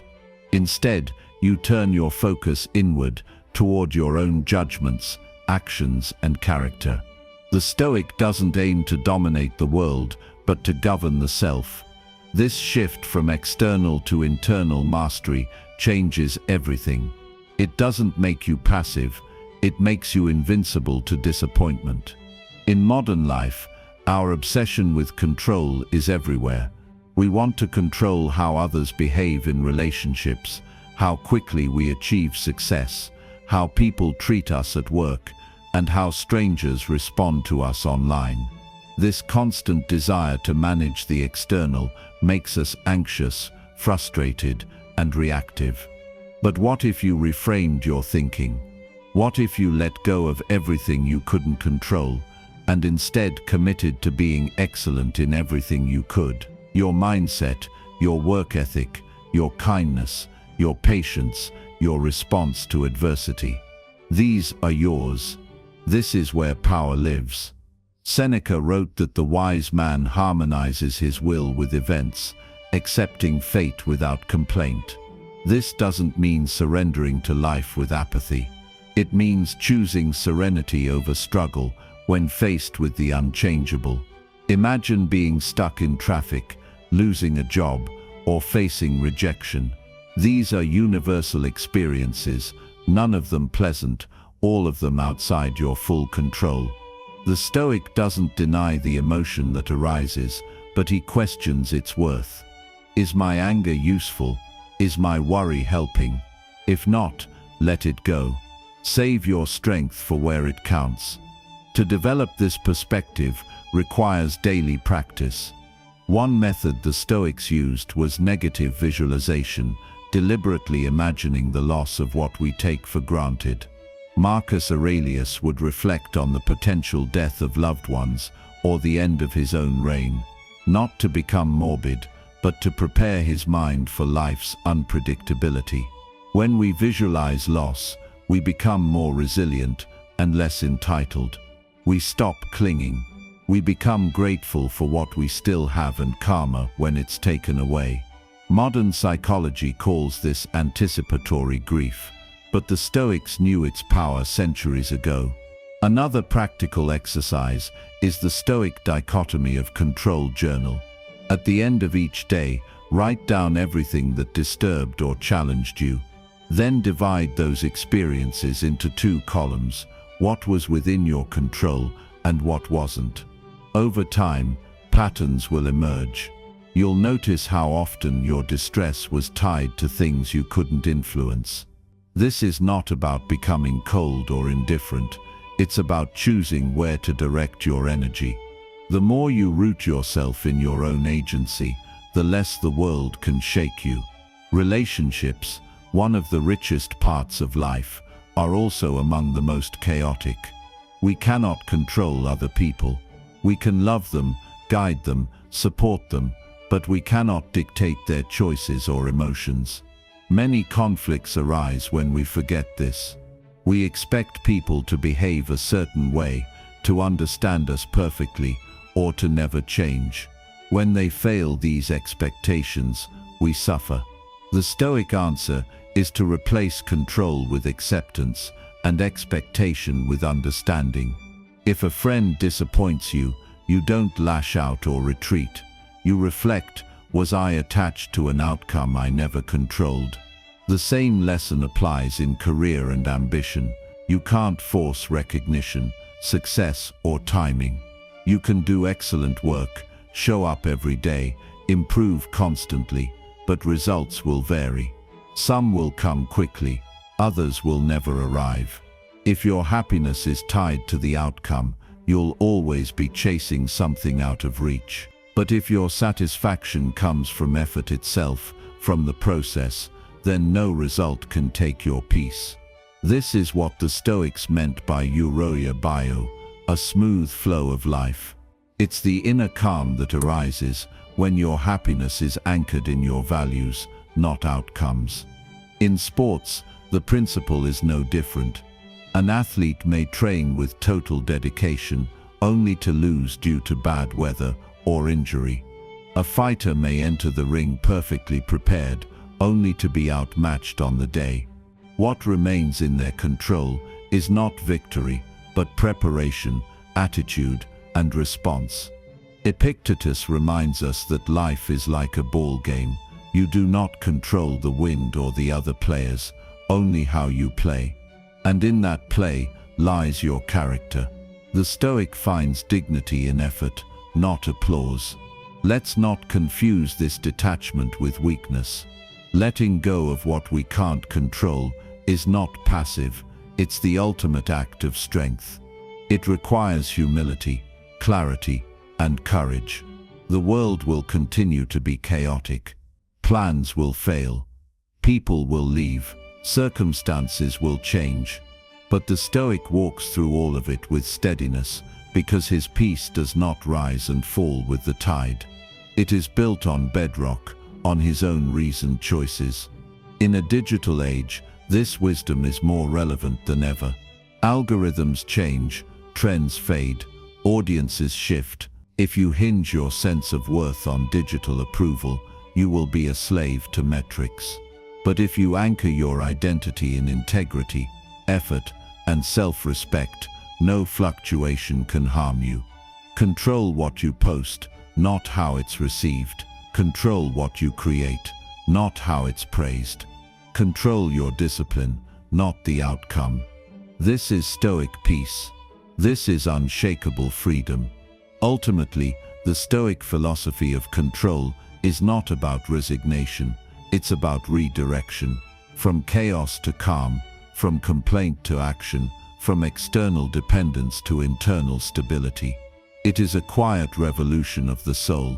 When you master this, nothing can truly disturb your peace, because nothing owns your mind. You become free, not from the world, but within it. One of the most powerful and understated aspects of Stoic philosophy is the cultivation of gratitude. not the kind that is loud or performative, but a quiet, resilient form of appreciation for life exactly as it is. To the Stoics, gratitude wasn't just a feeling, but a practice, a daily discipline that could radically shift your perspective from dissatisfaction to peace. Seneca once wrote that we should try to receive all things with gratitude, even the difficult ones. Why? Because from a Stoic view, every moment, every event, every challenge is part of nature's larger design, meant not to harm us but to teach us. Gratitude is often misunderstood in modern life. It's seen as something we feel only when things are going well, when success or happiness knocks on the door. But for the Stoics, gratitude was more profound. It was the ability to appreciate the very fabric of existence, to give thanks not just for what we enjoy, but for what shapes us. Marcus Aurelius, ruling an empire under constant threat, reminded himself in his meditations to be grateful for every breath, every sunrise, every opportunity to act with justice, courage, and humility. This was a man under immense pressure, and yet his journal reflects a mind trained to see the good in every trial. Imagine reframing your morning this way. Instead of waking up dreading the day's tasks or the problems you may face, you begin with a moment of stillness. You acknowledge the fact that you're alive, that you have choices, that no matter what the world brings, you can respond with strength. That mindset alone sets the tone for peace. It's not about denying hardship, it's about choosing to see each day as a gift. You get to try, you get to improve, you get to serve, to think, to act, to be. Seneca teaches us that nothing should be taken for granted, even the people in our lives. Their presence is not guaranteed. He wrote that we should think of our loved ones not as permanent possessions, but as visitors on loan from the universe. This might sound cold, but it's actually deeply liberating. When you stop expecting permanence, you start cherishing people more. You stop assuming, and you begin appreciating. Every conversation, every shared laugh, every quiet moment becomes richer when you realize it won't last forever.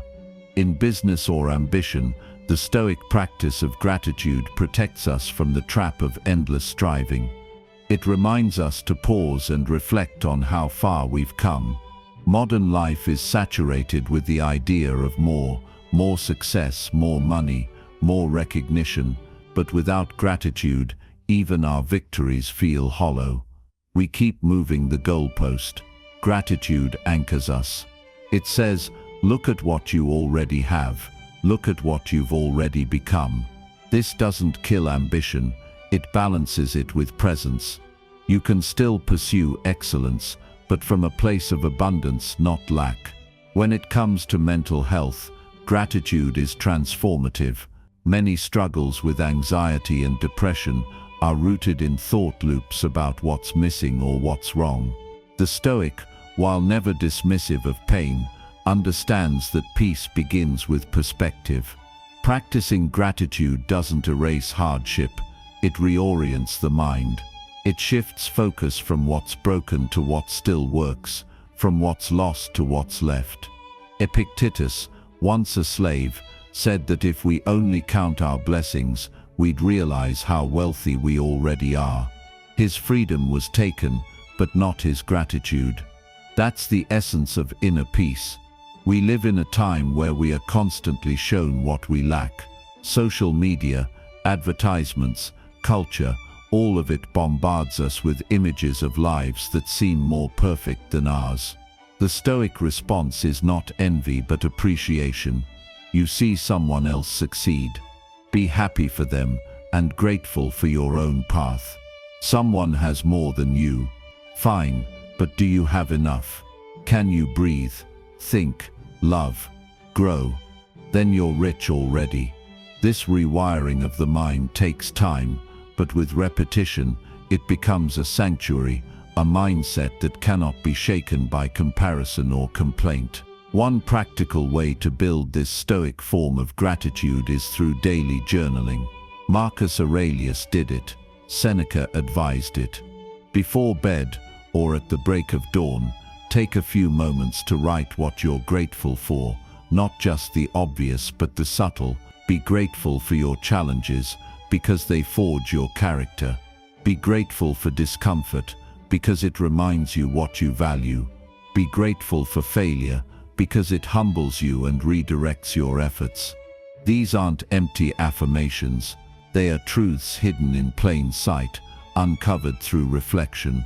Another way to develop gratitude is through voluntary discomfort, another Stoic technique.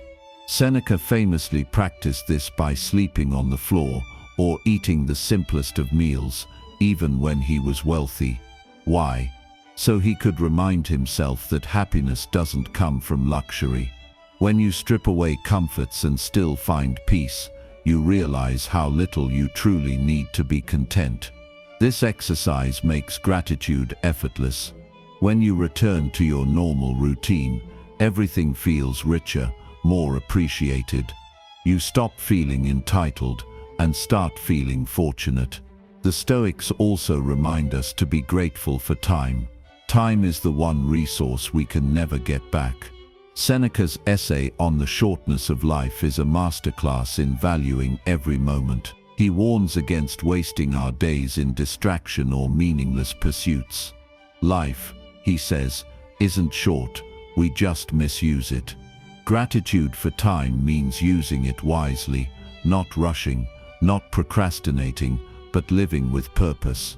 It means seeing each hour as a gift and asking, what will I do with this slice of life that has been handed to me? Finally, Stoic gratitude is active, not passive. It doesn't just feel, it expresses, it thanks others, it helps others, it lives in service, in kindness, in contribution. When you are grateful, you become a source of light. You radiate calm. People feel safe around you.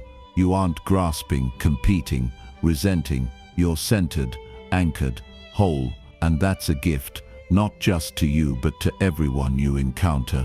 Gratitude, then, is not a soft, sentimental emotion.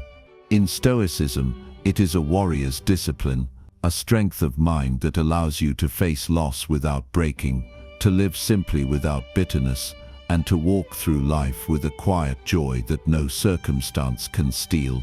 It is a daily decision to see clearly, to appreciate deeply, and to live wisely. At the heart of Stoicism lies a core principle so simple yet so powerful that it can reshape the very way we live: the dichotomy of control. Epictetus first articulated it in its clearest form. Some things are up to us, and some things are not. This foundational teaching serves as a compass in a world that often feels overwhelming, chaotic, and out of our hands. The Stoics recognized that suffering doesn't come from external events themselves, but from our judgments about them. When we grasp what is and isn't in our control, we begin to take back our agency, preserve our peace, and live with clarity. To understand this principle, we must first draw a clear boundary in the mind. What belongs to us? Our thoughts, our beliefs, our judgments, our desires, our aversions, and our actions. These are fully within our control. Everything else, other people's opinions, the weather, the economy, illness, death, and even our reputation is not. The beauty of this clarity is that it doesn't mean we stop caring about outcomes. It means we focus our energy where it matters. It's about precision of effort. If we spend our days trying to control the uncontrollable, we exhaust ourselves and grow resentful. But when we concentrate only on what we can influence, we become powerful. This lesson is immensely practical. In relationships, we can't control how others feel about us or how they behave, but we can control our reactions, our communication, our values. In business, we cannot always predict the market or what our competitors will do, but we can control how well we prepare, how resilient we are, how ethically we act. In health, we can't guarantee we won't get sick, but we can control our habits, how we eat, sleep, and exercise.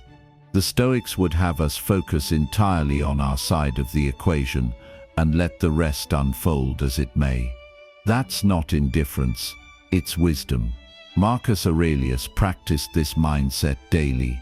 As Emperor of Rome, he had enormous responsibilities, yet his meditations continually returned to one theme: you have control over your mind, not outside events. Realize this, and you will find strength. No matter how powerful he was, he never forgot the limits of that power. His self-mastery came from inward regulation, not outward domination. He understood that a truly strong person is one who rules their mind and remains steady amidst uncertainty. Imagine facing a public setback, being fired, failing a project, losing status. A non-stoic reaction might be to spiral into anxiety, trying to fix everyone's opinion or manipulate circumstances. But the Stoic perspective stops and says, what is within my power here? Perhaps it's to respond with dignity, to learn from the experience, to stay aligned with one's values despite the blow to the ego. That's control, that's peace. This concept is even more urgent in the age of hyperconnectivity, where we are constantly reacting to the world. News headlines, tweets, messages, trends, they all demand our emotional response. But most of it is outside our control. The Stoic doesn't disengage from the world, but they choose carefully what to give their energy to. They ask, does this affect my character? Is this my concern? This isn't passivity, it's strategic focus. When you give up trying to control what's not yours, you reclaim immense amounts of energy and attention. The dichotomy of control also invites us to accept reality, not passively, but courageously. Acceptance doesn't mean giving up. It means acknowledging the truth without resistance. Epictetus said, "Seek not that events should happen as you will, but rather will them to happen as they do." That is, stop fighting with what is. When something painful happens, a breakup, a failure, a loss, ask, can I change this? If the answer is no, then ask, how can I live with this in a way that reflects my best self? This shift from resistance to response is the heart of inner peace. Stoicism, through this lens, becomes a practice of relentless inner refinement. Each day is a test. You encounter delays, criticism, setbacks, temptations. In each moment, the Stoic pauses to ask, is this in my control? If yes, they act with intention. If no, they release it. This doesn't mean life becomes easy, but it becomes simpler. You suffer less not because life is gentler, but because your mind is stronger. There is a humility built into this philosophy. The Stoic knows they are not the center of the universe. Nature moves as it will. People act as they will. All we can do is play our part with integrity. This echoes the metaphor the Stoics often used, life as a play. You don't control the script, the setting, or the cast. You only control your role, how you choose to act. The wise actor doesn't complain about their lines or compare their role to others. They simply perform it with excellence. To live the dichotomy of control is to live with emotional freedom. You are no longer a puppet pulled by external strings. You become centered, rooted, independent of praise or blame. This isn't about detachment from life, but deeper engagement with what truly matters. Your virtue, your reason, your character. And it's through this lens that every experience becomes an opportunity for growth. Apply this mindset to your day-to-day. The next time something frustrates you, a rude driver, a delayed email, a miscommunication, pause, ask, is this in my control? Then act accordingly. If it is, improve it. If it isn't, let it go. This simple practice, repeated over and over, changes how you experience the world. You stop being at the mercy of it and instead become a steady, guiding presence within it. Over time, this discipline becomes second nature. You no longer react impulsively. You respond mindfully. You don't get swept away by drama because your anchor is internal. You don't chase every opinion because your self-worth is stable. And you don't fear the future because you've trained yourself to face it with preparation and poise. This is the gift of Stoicism, not to change the world, but to change how you walk through it. And that in itself changes everything.